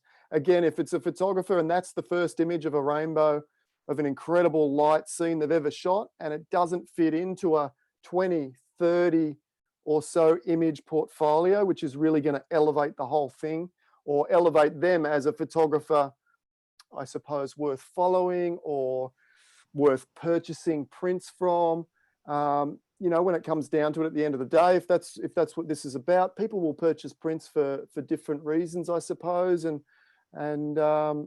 yeah, I can understand where you're coming from, though. Absolutely. I've gone and created this. I did go there specifically in an overcast day because I knew that the light was flat. Look how flat the light is there. There's no highlights on the hill here. I've gone and actually dropped in another foreground, a different foreground there, which was even flatter, in fact. And it just gives me a beautiful canvas. But I can understand that those that spent months trying to do this could get their nose out of joint, I suppose. Adam, do you want to spend a couple of minutes just going through your thought process of how you created this from start to finish? Yeah, that might sort of give us a sense of the significance of your, you know, the emotion and communication and you know, not justification, but you know what I mean, like people understand what your intention is and why you needed to use this methodology to produce what you wanted, you know. Yeah, absolutely. I'll give a quick run through of that. Well, initially really drawn to and inspired by the romantic. If you're watching along and thinking, what is the romantic landscape painters that he's talking about? After this is finished, give that a Google. Even maybe Google an artist by the name of Albert Bierstadt. And in actual fact, a lot of landscape photographers that I look up to put the work of Albert Bierstadt as one of their main influences in capturing, you know, that real dramatic light within landscapes, whether it be single shot or otherwise, like we have here. I remember when we were on that live chat a while ago with Will Patino, Adam, and how he had pictures of those sort of pictures everywhere in his place. Absolutely, and he's very much a realist as far as photography. Well, what I get from him is he's much more of a realist, at least, than what I am. Yeah, so yeah, different sort of styles can be influenced by that same influence, and the way we get there can be very, very different to that end product. But for me, I mean, I'm drawn to Romanticism because, I mean, I love dark, gloomy images, and with a lot of my older work, in fact, I've got one back here, has been influenced by anxiety and depression, and it's much, much darker. It doesn't have as much light and as much sort of that hope and uplifting, whereas the romantic style like this one here is generally a bit more balanced. There's a bit more tension between the dark side and the light side, and there's that real sort of which one is going to win at the end of the day. So this series is not so much about, you know, the anxiety and depression, although it's there. You know, that would be the rocks, the gnarly rocks and the darkness and sitting in behind the shadows, and then you've got that uplifting, beautiful ethereal light in the middle, just that incredible light. And then, you know, if you're going to add one rainbow, you may as well add two. Hey, Nick. So we've got that rainbow in the background, and the rainbow is representative or a metaphor for breaking of the storms, or the clearing of the storms, if you like.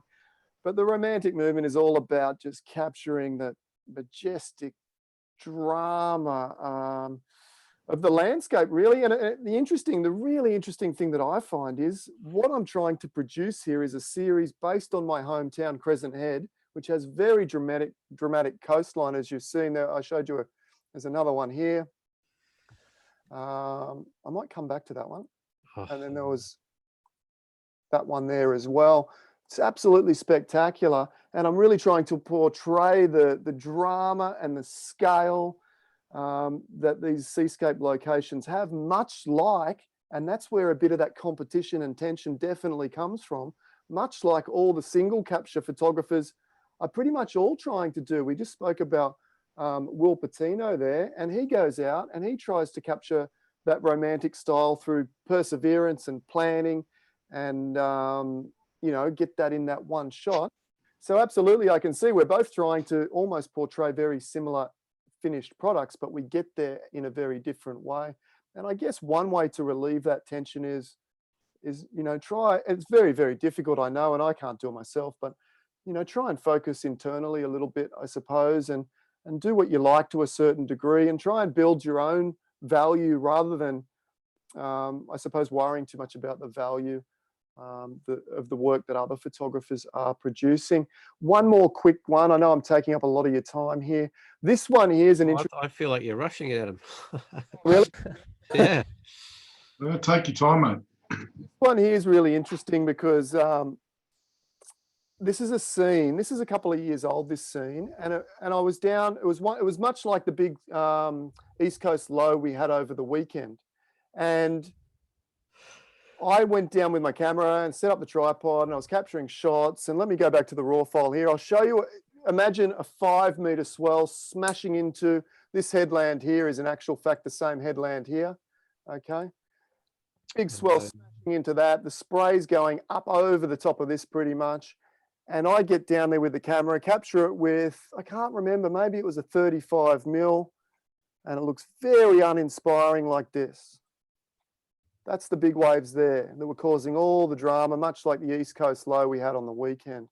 Now, I didn't have an opportunity to go back with a long lens and get the compression that you get in a romantic style composition. So I'm thinking to myself, what am I going to do? This isn't working. The 80 mil lens, I had an 80 to 400. Every time I zoomed in, I'd sort of just capture, you know, this little chunk with a big wave behind it. I wasn't getting that real wide angle sense. And we know from photography that when you're shooting with a wide angle, you want to get amongst it. You want to get right in there. And if I had stood on these rocks here, you know, I probably wouldn't have survived, but I probably could have got the wave rearing up in front of me like I really wanted. So it was either a case of sort of risk my life to get the shot, which I wasn't going to do. That would have been absolutely crazy, or try and get around it with some other tools, some Photoshop. So what I did, I shot the wide angle here, and then I put the 80 to 400 on, and I shot at 400 mil. So 5 times the zoom, if you like. No, even more, because the wide angle was like 35, 40. So 10 times the zoom. And then I blended those couple of waves into the shot. There we go. There's a slightly less over the top version, I suppose. I've been mucking around with this other draft with all the light and stuff to sort of match the series, but this is much closer to the version that I created at the time. And you can see that looks, doesn't it capture the energy and the drama of a big swell much better than what this one does here? And in some circumstances, you get the right location that you can. I saw some great shots over the weekend of photographers that managed to capture what looked to be in one shot, really dramatic big waves. Not really possible here because of the way that the beach sort of ramps up and then drops down. You can't stand back a long distance and get the right scale. So rather than walking away disappointed, you know, in this case, it's kind of a case of where the camera was unable to tell the truth. And look, I've stretched the truth a lot here now, haven't I? I've stretched it quite a bit there. But if we go back, you know, back down here, and look, maybe these are better versions, I think, as I flick them back off, but that's interesting in itself, you know, as you're doing draft versions. There's a sense of reality to these frames here, or to this shot here, which matches what I was feeling on the day. Big swell, big energy, which was not, the camera wasn't able to capture all by itself. It just wasn't possible. So there's another argument of where Photoshop can actually tell the truth better than the single frame can in some circumstances. Mm-hmm. I'll unshare there and I'll let you guys stop share. Where are you? Stop share. Let's just had an interesting question come through from Sue Ellen on YouTube, and she's just saying that she keeps coming back to the question, why is it okay for painters to interpret but not so much photographers? Is there, you know, I guess I've got a point of view on that personally, probably thinking more along the lines that I guess the general public kind of see photography more as a documentary type medium, and so when they see imagery a photograph, they kind of expect some level of realism, I suppose. Now, maybe the general public's opinion is changing on that somewhat. You still hear them referring to images as being photoshopped and things like that in a derogatory sense. But I think that there's an aspect to it where it's almost what the general layman viewer is looking into it, I suppose. Anyone else have a point of view there? Well, photography's always been the poor cousin of the art world, and I know there's a lot of push, and there's always been a big push for it to be more broadly recognised as an art form, and it's just the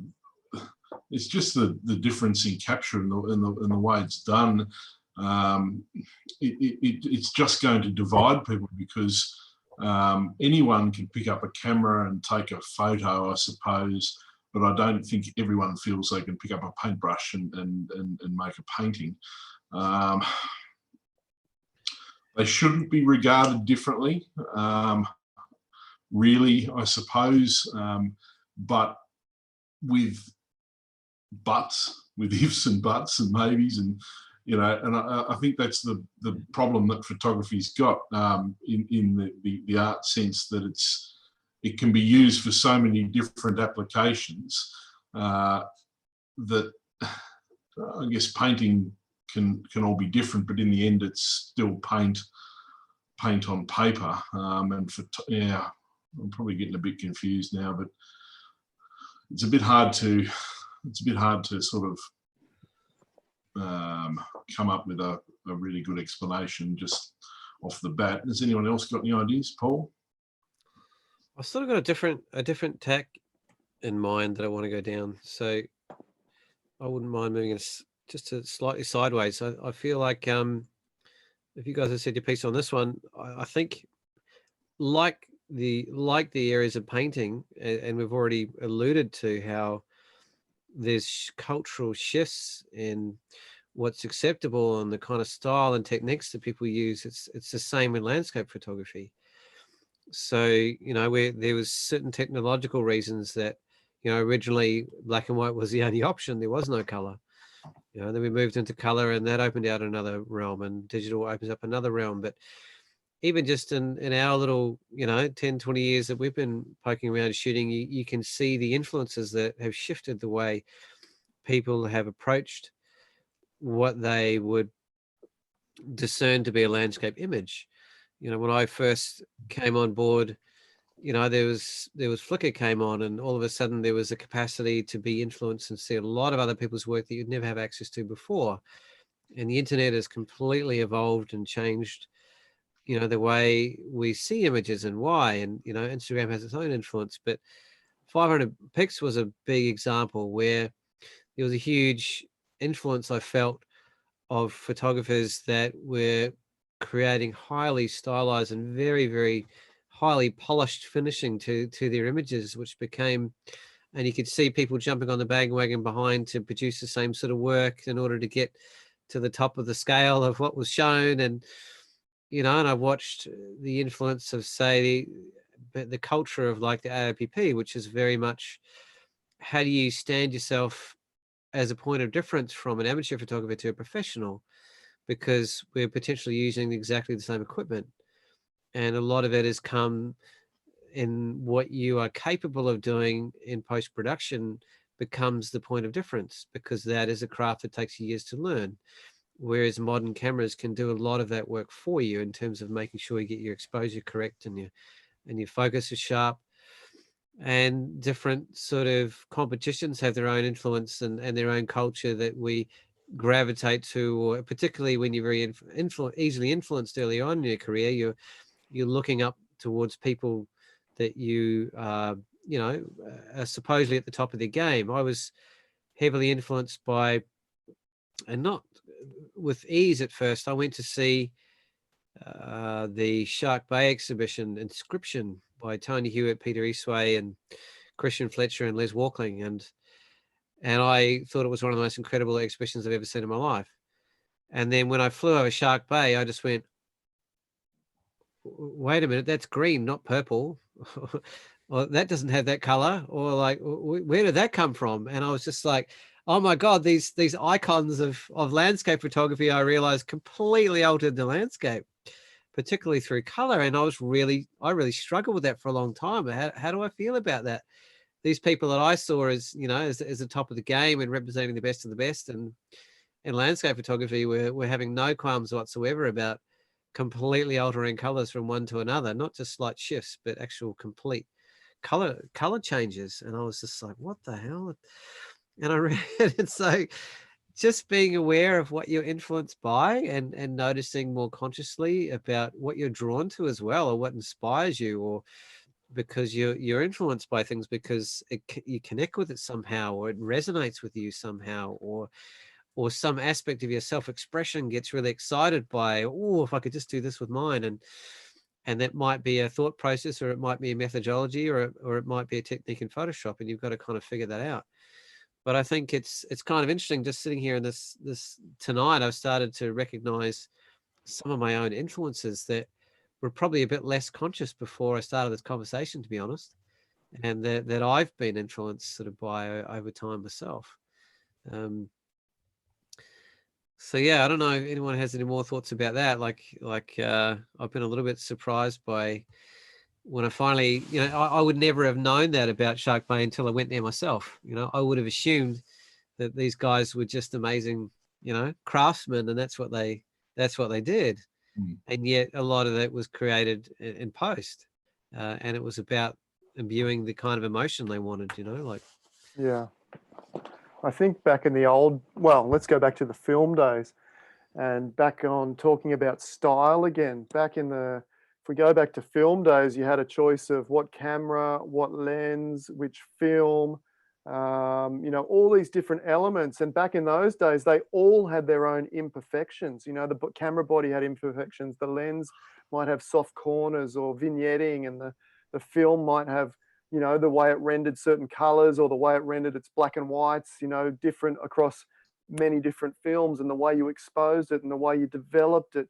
And, you know, whether you dodged and burned it and did all these things, there were, I think, many, many, many more ways to individualize your craft back then because of the imperfections that you chose. You basically had to choose the imperfections that you enjoyed the combination of the most, and that would become part of your story as a photographer. Now, these days, we have the best digital cameras, and essentially they're perfection in a box.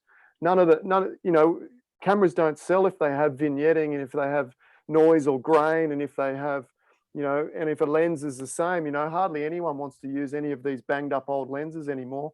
We all want this sense of perfection and high resolution. And within that, we're losing a sense to a degree. We're losing a sense of individuality. We're all being channeled by perfection down the same pathway. And I think for some of us, or a lot of us, sometimes it dawns on us that, yeah, absolutely, Photoshop can be a way. Or for me, I'm switching back and starting to think about pinhole photography or film photography again, or, you know, something where I can choose some imperfections that will add a sense of mystery, drama, emotion to my images that the digital file just pretty much isn't capable of doing a lot of the time. Yeah, it's true. And it's interesting that we've got all these, you know, post-production filters, nick effects, analog effects, for example. You can add those imperfections in. I mean, they're obviously digital. It's funny how we've gone from having those imperfections and then getting too close to perfection, and then we actually want to add that stuff back in. Yeah, a lot of those VSCO filters that the Instagrammers use to try and get a vintage film look and that sort of thing, just so that, you know, it has a bit more depth to it, or a different. I guess it has a more old time feel. Yeah. So.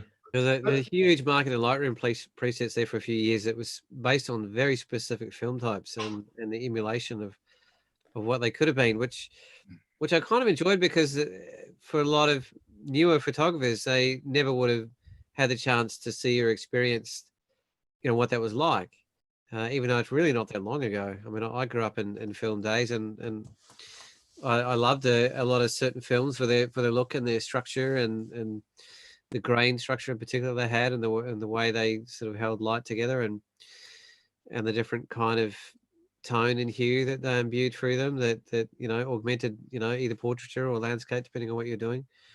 I mean, who as landscape photographer didn't get excited about Velvia when it came out? It was pretty punchy and exciting and bright and vibrant, and kind of what most people were going for or wanted to bring into their imagery. And it had a crispness and a clarity and a fantastic colorization that just brought everything to life so beautifully.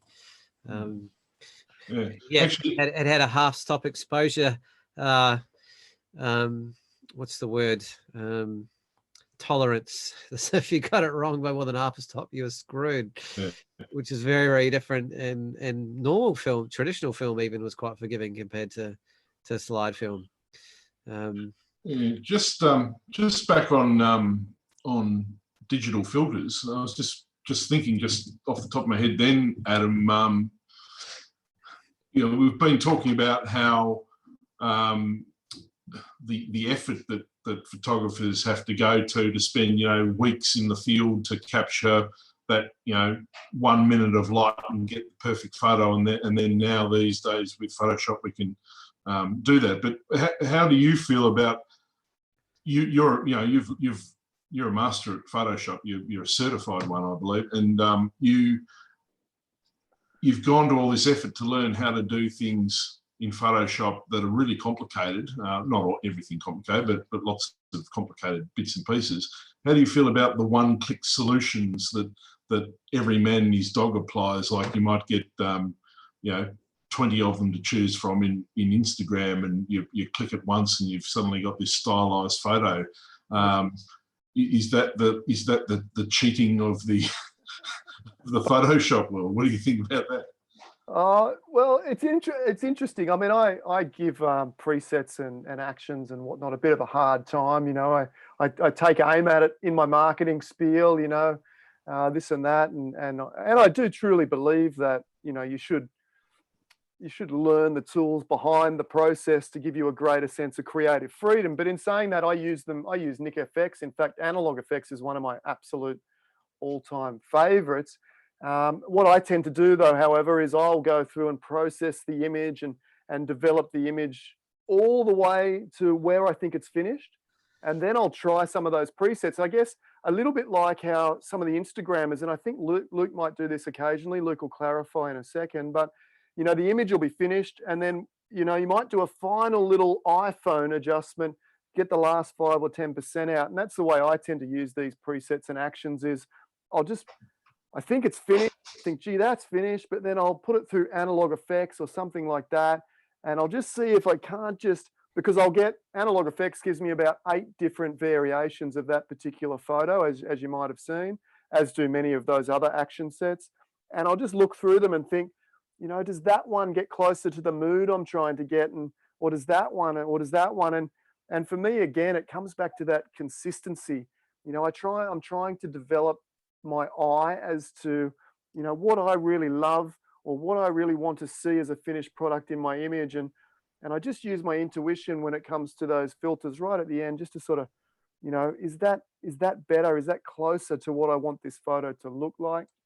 I guess to answer the question a little bit more with a little more clarity, I would offer some warning to, well, I suppose if anyone at home wants to use those one-click filters and you're happy with them, then yeah, absolutely go for it. I mean, that's the goal of photography. Just enjoy what you're doing and be happy with what you're doing. But if you're looking for something more, looking to infuse your photography or looking for a personal style, you probably want to put a little bit of effort into learning, whether it be Lightroom or Photoshop, to allow yourself that full level of creative freedom, that full level of expression. And then if you want to use some of those presets, infuse them along the way, just to enhance that image to get to that final point. But yeah, if you're getting a good result out of it, then absolutely go for it. Yeah, Luke, what do you think? Do you sometimes use a little bit of a filter on the images before you put them on Instagram or not? Yeah, basically, I don't do it anymore, but back in the day when I was uploading a lot on Instagram, I would do a fully edited file in Photoshop so that I was happy with it on the big screen, essentially. I was using an ISO, so obviously it's a quality screen.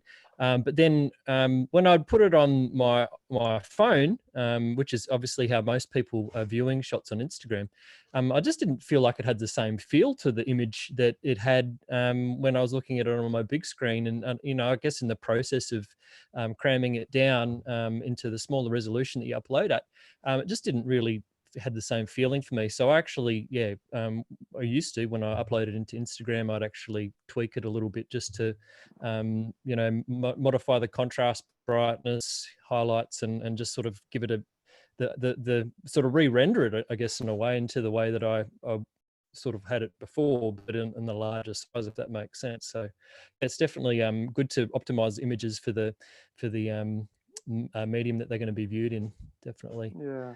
I think if you think about the underpinnings of that, it's an interesting conversation. There's two elements to this that are worth exploring. I think phones have for over a decade now been the number one form of cameras on the planet, and I think they're way past 50% of what any sort of photographic device is now being used in the world. And one of the underpinnings of phone photography and also JPEGs in general is that they have all these different elements of post-production, as it were, added to them that you have no control or choice about.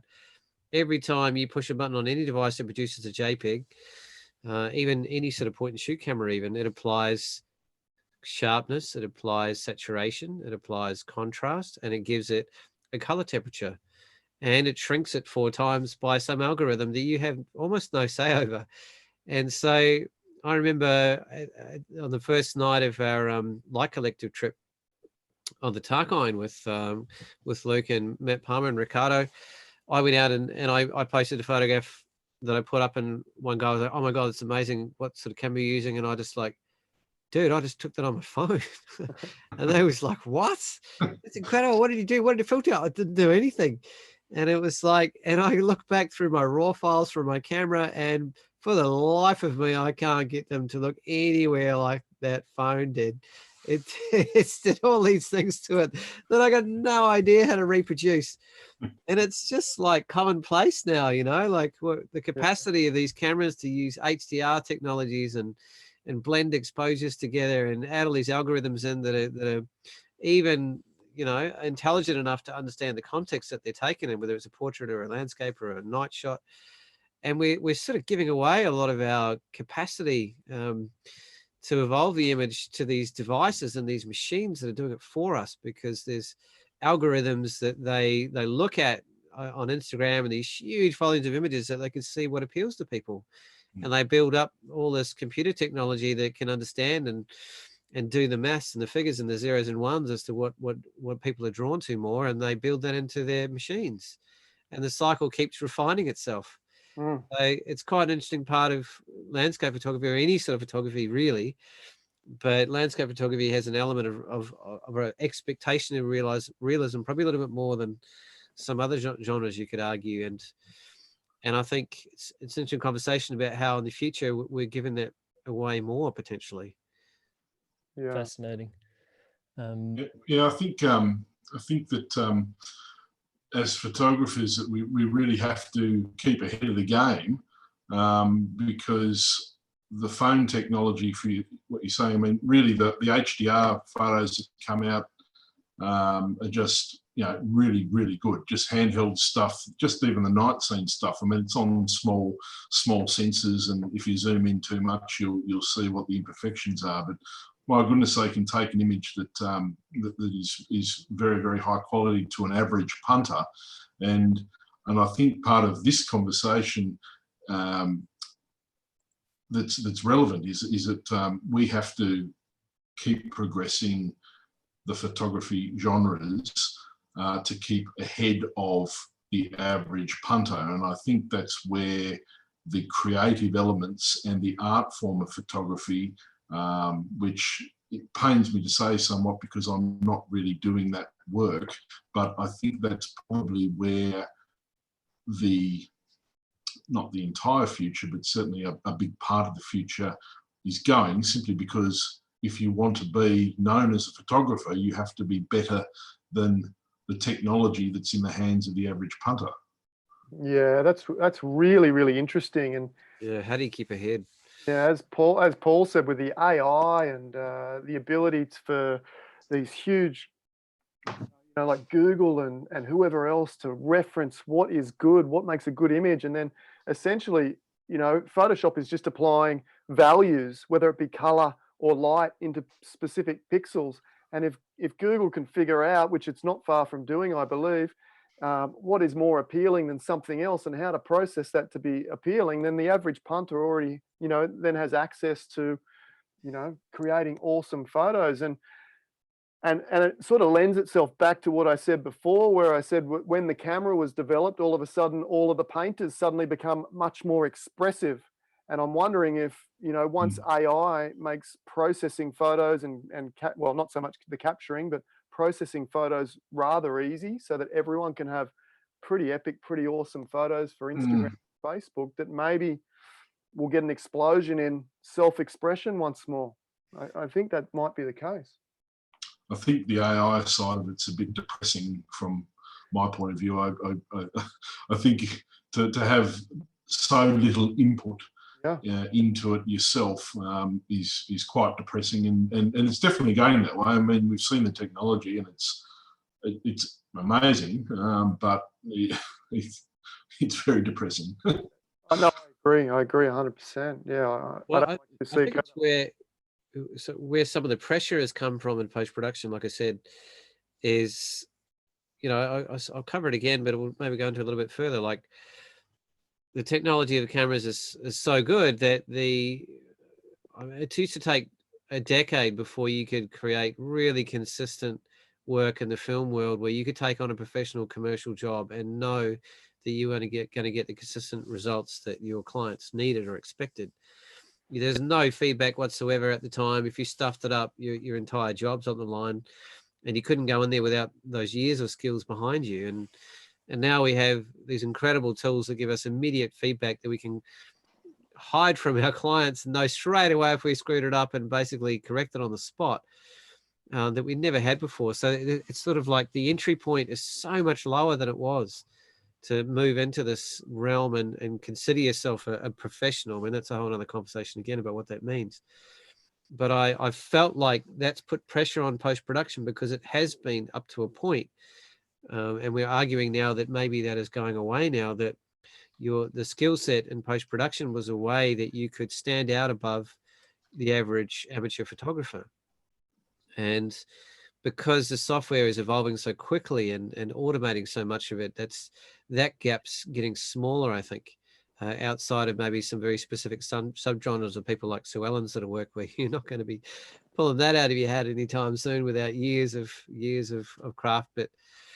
But it's as a professional photographer myself, it's a bit of a head scratching element, is how because you're constantly trying to find a way in a world that's never been so saturated by imagery historically, and is increasingly more so, to crazy amounts, is how do you stand out? How do you get somebody to choose you over somebody else that is just a weekend warrior, as we call it, us professionals, photographer who has a normal job, who has no reliance financially on photography whatsoever, who just does it for fun and is happy to do it for a quarter of the price of what you could possibly maintain to keep a roof over your head as a professional. It's more, it's pretty of a modern challenge that didn't really exist 10 or 15 years ago. And in the length of photography, that's not a very large length of time. And so I'm sort of I still think there's elements of photography you can't bring in. Your understanding of timing, your understanding of light, the relationship you build with a subject, and how you engage with it on an emotional level is not something any computer can engage with or reproduce for you. So there's certain genres like documentary photography and even wedding photography, I don't think that can be ever really truly replaced by machines, because there's such a human quality to what the great masters bring into that genre of work. So I don't think it's ever completely disappear, but it, you know, landscape photography is something where, you know, once a scene's there, there's so much augmentation that can happen through AI, for instance, to really make it stand out and pop and engage the viewer visually.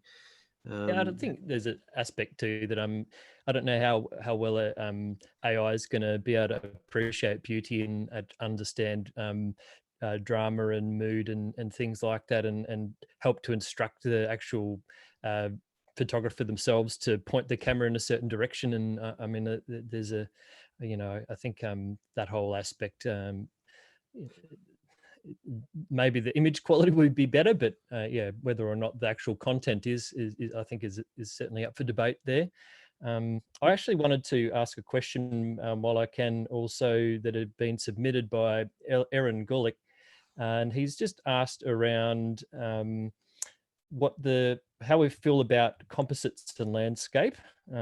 So if there's the example provided was in astrophotography, where you're shooting a single image and the foreground and a second image for the night and then blended together, versus just capturing it all in one image. And so given that was a submitted question, I thought it better ask that question. And I would like to put my 2 cents to that. And basically, it does come back to exactly what I was saying earlier in terms of your intent and what you value in photography. And for me, I value being able to actually go to a location, planning it in advance, understanding the tides, the weather, the time of night that you need to be there for an astro shot, all of the elements coming together, and then actually pulling that shot off. And so for me, there's a lot of value in that. And I believe that if I can tell that story, I think there's a lot of value also to the viewer to understand that that's a moment that they could have possibly seen themselves if they were able to do so. So I think when there's a composite created, they can still tell the same story of maybe that beauty that could that inherently was there in the 2 aspects that have been blended together. But I don't feel like they have the capability, at least if they're not misleading, to say that it's actually a moment that was that occurred in time that someone could have seen. Now, whether there's any value in that is up to a particular point of view, but I think there's a lot of value in that, because when we're experiencing things in life, it's all about those special moments that you were there, and being able to relay that onto your viewers or the people that are seeing your work. And so that's, for me, what I get a lot of value out of. A lot of other people may get value out of creating scenes and creating drama and mood and really being creative about it too. But that's not something that I personally enjoy. Actually, I enjoy being out there and feeling that emotion, and I actually don't like editing anywhere near as much as taking the pictures. But yeah, I don't know if there's any other points of view on that kind of thing. I'll add to that. We were out shooting last night, Luke and I, and I didn't get an invite. You've got too much writing to do. You shoot stars, do you, Paul? Bloody Aggie. Yeah, sometimes. Get the 5 DSLR out. Especially when the hot yoga stars. Anyway, sorry. We were out shooting last night, and I've been out shooting with Luke quite a few times at night now. And was it like -1 or something? Yeah, freezing. But the enthusiasm that Luke had for being out there last night was just incredible. He was so enthusiastic about what the sky was doing, because it was crystal clear. It was absolutely magic night to be out, and the enthusiasm and that will come through in his photography. There's no doubt about it. But it's the other point is, and it harks back to what we've already said, that the skill of capturing night photography and getting it right is something that is a very a very important aspect of Luke's work, because he is so good at it. He teaches it. He wins awards for it, all that sort of thing. But it's such an integral part of it. And when it comes to compositing something, and we were talking about it last night a little bit actually, anyone can put a Milky Way over a location on that might have been clouded in that night, but it takes skill and dedication to come back and capture it at the right time, in the right weather, come back time and time again, and that's just one of the points of tonight, that you can't discount that skill, even though compositing is perfectly fine for people that want to do it. But please recognise there are people that are good at and want to, and they're enthusiastic about being out there and planning it and getting it right.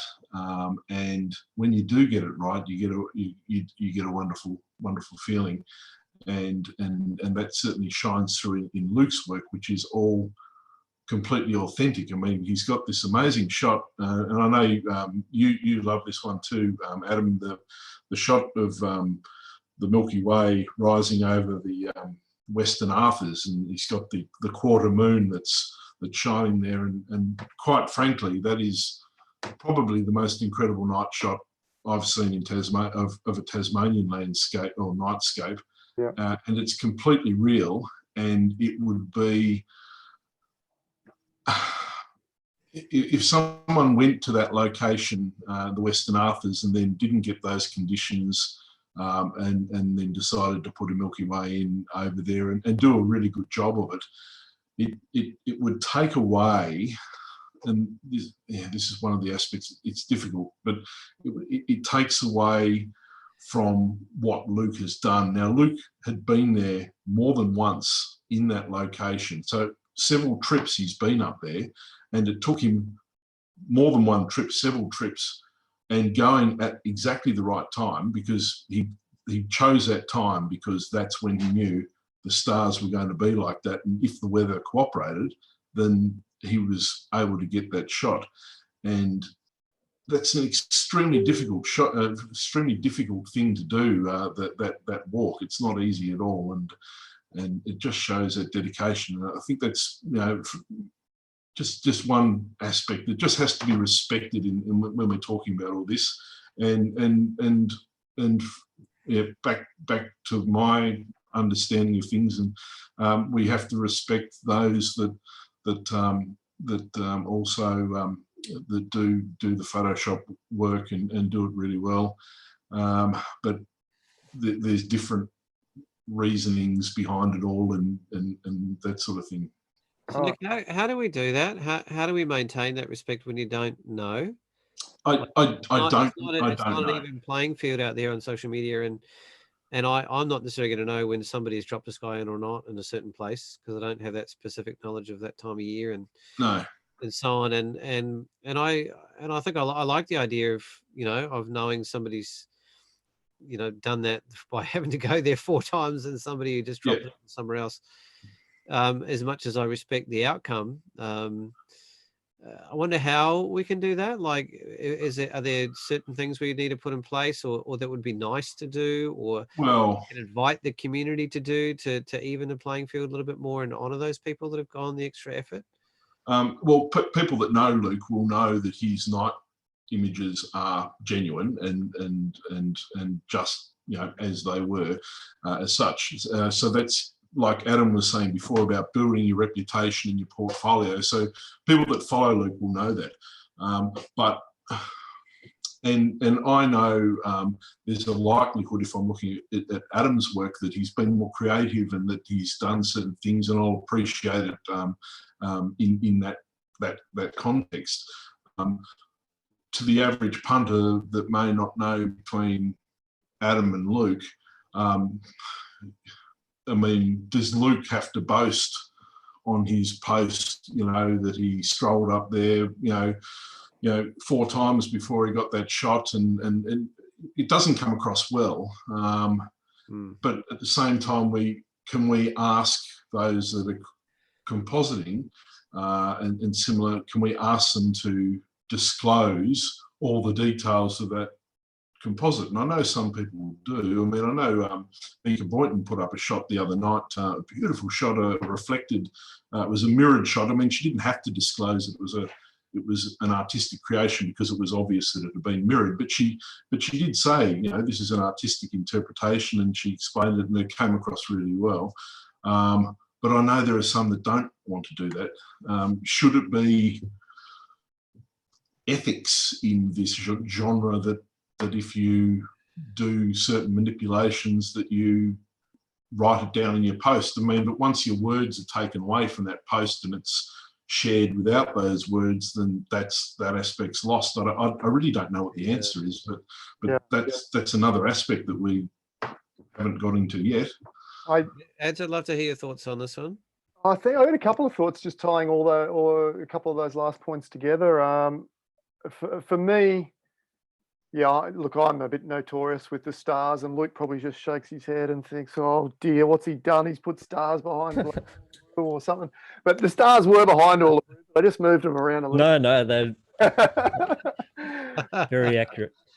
Yeah, I mean, I think again, building up some of that knowledge from my followers, you know, they expect, you know, they don't expect mine to be reality, and they don't ask about it. And look, I'm not going to disclose in an Instagram post or whatnot whether it is a composite or not, because nothing ruins the emotion and the poetic essence of an image more than details. You know, whether it be, I'm not even a big fan of putting, you know, if you're shooting one shot, putting down the shutter speed and the aperture and this and that. And I'm certainly not going to put down that it was a composite of multiple images and blah, blah, blah, blah. However, in saying that, if someone messaged me or even publicly comments, "Is this a composite?"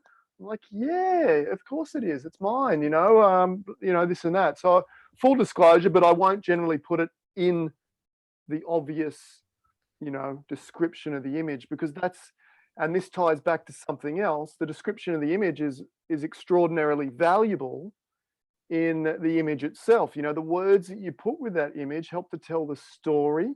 And I've mentioned this a couple of times, but it's up to us as individuals to build the value in our own brand, in our own product, in our own prints. For example, if I was going to go and pay my hard-earned money, you know, anyone can go and buy a print for a couple of $100, you know, off pretty much, you know, 80% of the people on Instagram will probably sell you a print for near cost, couple of $100. But if I want to get a really high quality print, maybe a limited edition print from Luke, then there's going to be some criteria that I want to check. You know, I want to see that Luke is an incredible photographer with a big future, and maybe that investment's going to go up. If it's an astro photo I probably want it as a single shot, and I want to hear all the story and the trials and tribulations of how he had to go to the Arthurs and walk through waist deep mud and rain and almost got frostbite and lost his nose, and you know, all that stuff. It's all part of the romance and the value of the image at the end of the day.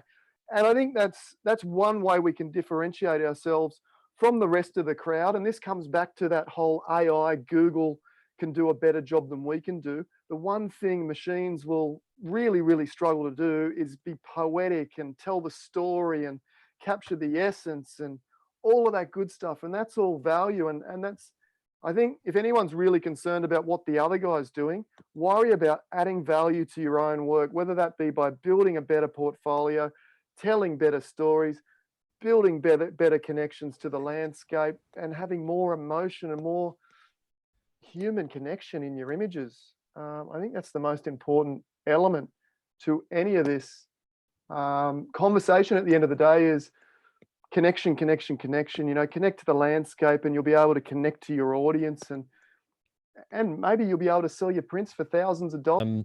Creating a story, and you can either do that through imagery, or you can do it as a companion sort of caption to your imagery, how to reinterpret that landscape in the photos, and being able to maybe do that in different times of day that haven't been done before, and it all adds part of part of just turns into a lot of fun, really, at the end of the day. I think Aaron also mentioned that he was thinking more in terms of, when he asked that original question about astrophotography, that it was more about stopping the light from a lighthouse blowing out, and maybe talking more around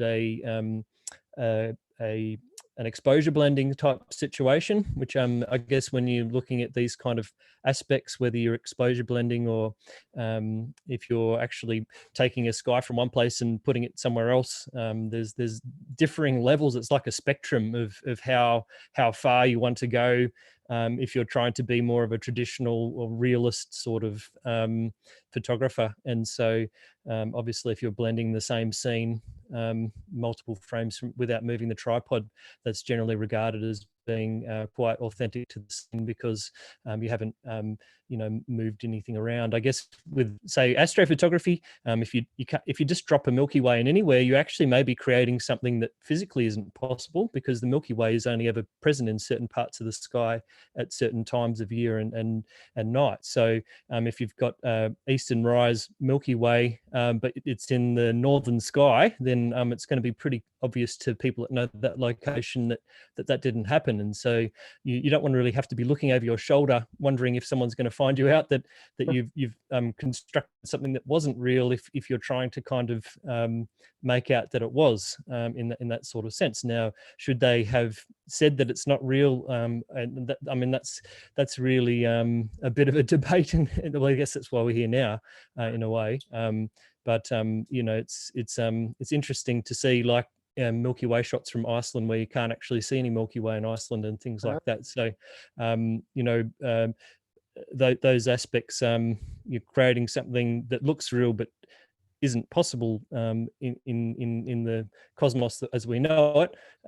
But does that make it more or less valid as an image? It doesn't. But it's more about what the viewer is seeing, and if they believe that that's actually possible to see themselves, then they may be getting a little bit misled by that. And so I think there is an aspect where you need to understand if the viewer would like to be misled or not in those situations.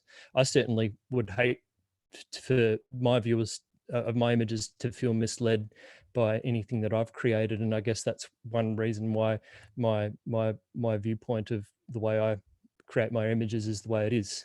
But others don't necessarily mind so much about that, and that's all part of the fun. Yeah, I think it's a sense of honouring of genre by your transparency in terms of what you created. And I feel like we've alluded to that quite a bit. Adam has a transparency in that right from the beginning. He's made it very clear about the methodology.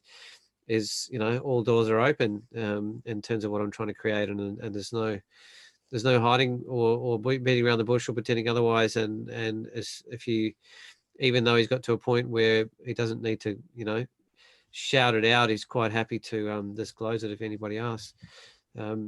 I think there's still some down the middle line, like there's no real clear line at all. It's just a grey area, but I think areas of landscape photography that evolved quite a bit, and I think exposure blending is quite a new and quite specific one, and focal blending is another one that I noticed, particularly around the American photographers and that 500 pix sort of crowd that crept in. I kept looking at things going, does that work?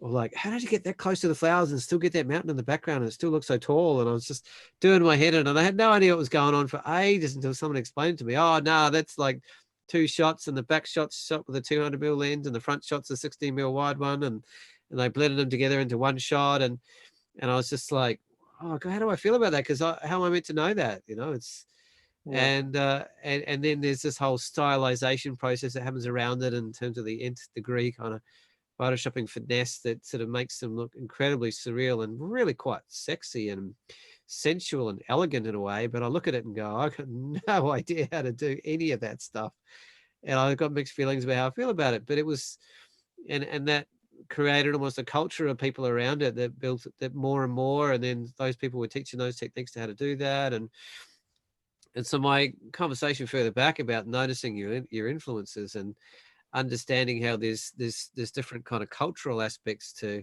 to a genre, and that will continue to change and evolve as it has done through. Just look back on painting and the history of it, how many different areas and influences that it moved and evolved around, like S-curves all over the place, based on individuals sometimes and their own progression and their own decision to move outside of boundaries and break away from the norm and express themselves in completely different ways. I think that's a really beautiful part of any art form, and I really think it's important that we have nurture and acknowledgement and encouragement for that as well, purely from an artistic point of view. But I'm a little bit with Nick. I think there's something to be said about you know, where you can easily mislead people by creating, you know, a realist sort of type image that isn't possible. Is it actually a respectful thing to do to just quietly acknowledge that somehow, and in a way that doesn't take away from the impact from the image, you know, which I think is quite a relevant point from Adam's point of view, is if he wants people to engage from here, from a heart space, from an emotional space, and you're presenting them with all this intellectual material to engage with at the same time, there's a disassociation that can happen. And I think that takes away potentially from the experience to some extent. You know, because sometimes you can't sort of present those things separately if you're going to present them necessarily. And then Nick's got another point again, is he might go to the nth degree to give this knowledge, and then somebody takes the image and puts it somewhere else without that, you know, associative information, and all of a sudden it's gone anyway. But I think it's up to your own, I guess, personal authenticity or integrity, as it were. You'll kind of know if you don't feel right about something, or if you're feeling a little bit inauthentic in what you're trying to portray to people, or you might be misleading, and you also might be really excited to challenge people and stick it to the man and have a go at something and just play. And I think there's a great loss where we lose the freedom to play and dance and experiment. And I think it's really important. And I think it's up to you a little bit to find the atmosphere and the people and the culture and the groups where you feel nurtured to do so, in the direction you want to lean. And I'm kind of tying around that conversation a little bit because it's, I think it's about 10 to 10 now. Yeah, might need to look at wrapping up pretty soon. But I also, yeah, I just think it's, you know, the essence of an image is about self. Why do we do it? I mean, how many people just literally go out there just to record something, you know, like how many people are getting more aware of the kind of energy and feeling and emotion or discord or harmony or that they want to bring or tell through their images. You know, what do they want to say about this place? What's the underlying story behind it? What kind of memories does it bring back for you, you know, from revisiting this image? And it's, yeah, we're all, you know, it's important to acknowledge that we're all artists in our own way. And this is one particular medium that has probably an expectation of realism tied to it a little bit more than some other artistic mediums do. It's probably fair to say historically, but it's really exciting, quite amazing to see where the heck it's going. And I'm so lucky as a judge. I just get to, you know, sit in front of the most creative edge, just out there, just stretchings of what's possibly can even be considered a photograph. It's like, oh my Lord. And I feel like it's been such a gift to stretch and open my fairly traditional background into what's possible. And, you know, spending a lot of time with people like Adam has had a big impact on that. I remember I almost got into an argument with the group early on where we had the video for our first project, and Adam's in his interview was like, "Oh, I have absolutely no motivation to represent the landscape whatsoever," and I was just going, "Oh," like this, and I was like, "Oh, what am I going to do? What do I do here? Can I stand by a group? Can I stand by that statement? You know, I'm a landscape photographer. What's all this business?" And I had to bring it up to the group. I was like, I don't know, man. Should we cut? I think we might need to cut this out of the video. And one by one, every single one of them was like, nah, stand in there, mate. You're sort of a bit out there on your own, buddy. And I was just like, oh man, but I've got to be in this group for years. Where's this going to go? And I just took a few deep breaths and said, oh well, I'm going to jump along for the ride and see where this leads. And that gave me the confidence to, you know, bounce around on a few ideas with people like Adam and Scott McCook, where I took my own images, and a few individual ones, into a few different directions that were very successful. And you know, it's still a long way before I have the skill set to match, you know, a crazy vision with the technical skill to take it there. But it's, yeah, it's an open mind is a gift to the world, I think, and a gift to yourself as well, in terms of what you're able to receive and appreciate, and how you're able to evolve and develop. And at the same time, as I have utmost respect for the purists that just develop and hone the absolute essence and nth degree of their craft, you know, like. But I think it's important to acknowledge, you know, the vision behind somebody like Adam as an artist, that, and the courageousness that he has to just, you know, walk around in a landscape with a blurry freaking ball and get his son to write some crayons over the top of it and create this incredibly evocative work that just blows my mind, that I never would have thought of in a million years that it's even a photograph.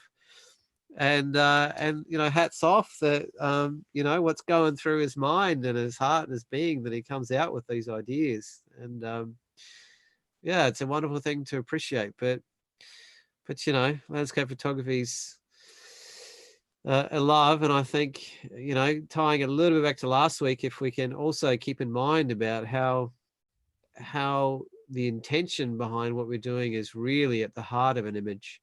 And that comes through regardless of what techniques we do or don't use.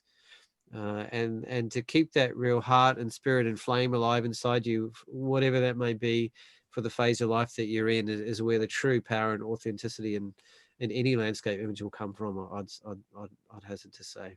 Yeah, for sure, mate. That's a brilliant summary, Paul. Yeah. Yeah, good summary, mate. Yeah. Wrapping up now, Luke. Yeah, wrapping up now. Look, thank you so much for joining us. I think it's probably the latest we've ever run. So thank you so much for sticking around and listening to this. And obviously, like, there's it was never going to be any answers to any grand questions of the cosmos or anything like that. But it's great that we've had a chance to have a bit of a chat, and we really thank Adam so much for joining us and putting time away with his family aside for us. So thanks so much for that, Adam. Oh, thanks for having me, mate. I feel it's a privilege to be on here and chat with you, incredible photographers, and, you know, share a little bit about what I do and why I do it. Thanks, guys. It's been great. Thanks, Adam. Lovely to meet you for the first time. You too. Before we go, one thing I'd like to acknowledge, and I was actually personally hoping to have time for, is there's a lot of people that have put a lot of thought into their questions and in the chat tonight. Timothy Moon and Craig and Aaron and Bertie and I feel like a lot on YouTube too, actually, Paul, as well. I saw that as well. I mean, I've been keeping more of an eye on the Zoom and in a perfect world, it would have been really nice to actually give you all a bit of a floor and to come on live to maybe nut out some of those questions we didn't cover as directly or succinctly as you would have liked, but at the same time, you know, sleep's good. A cup of tea would be nice right now. Oh, and the other thing too, of course, is that Adam's got a brilliant YouTube channel too. So I think some of you've probably come across from Adam, because we've had quite a few subscribers come through over the last few days. He's probably giving a bit of promo there. But if you haven't seen any of Adam's videos, which is probably unlikely, but yeah, make sure you tune in. He's doing some amazing live sessions over on his YouTube. It's Adam Williams Creative, isn't it, Adam? Right, mate. Yeah, that's YouTube channel. On so that, Adam, are you pulling it back to sort of 2 days a week now? Yeah, it's Sydney time, Tuesday 10 a.m., Thursday 10 a.m. So tomorrow morning, we've got something incredible. One of my photography heroes, Paul will know her well, G. Greenslade, one of the most wildest, most creative, oh my Lord, authentic, you know, you couldn't get. Tune in tomorrow 10 a.m. and it'll be worth it. If you're not doing anything tomorrow 10 a.m., Adam Williams Creative, and you'll see G. Greenslade just blow your mind with her creativity.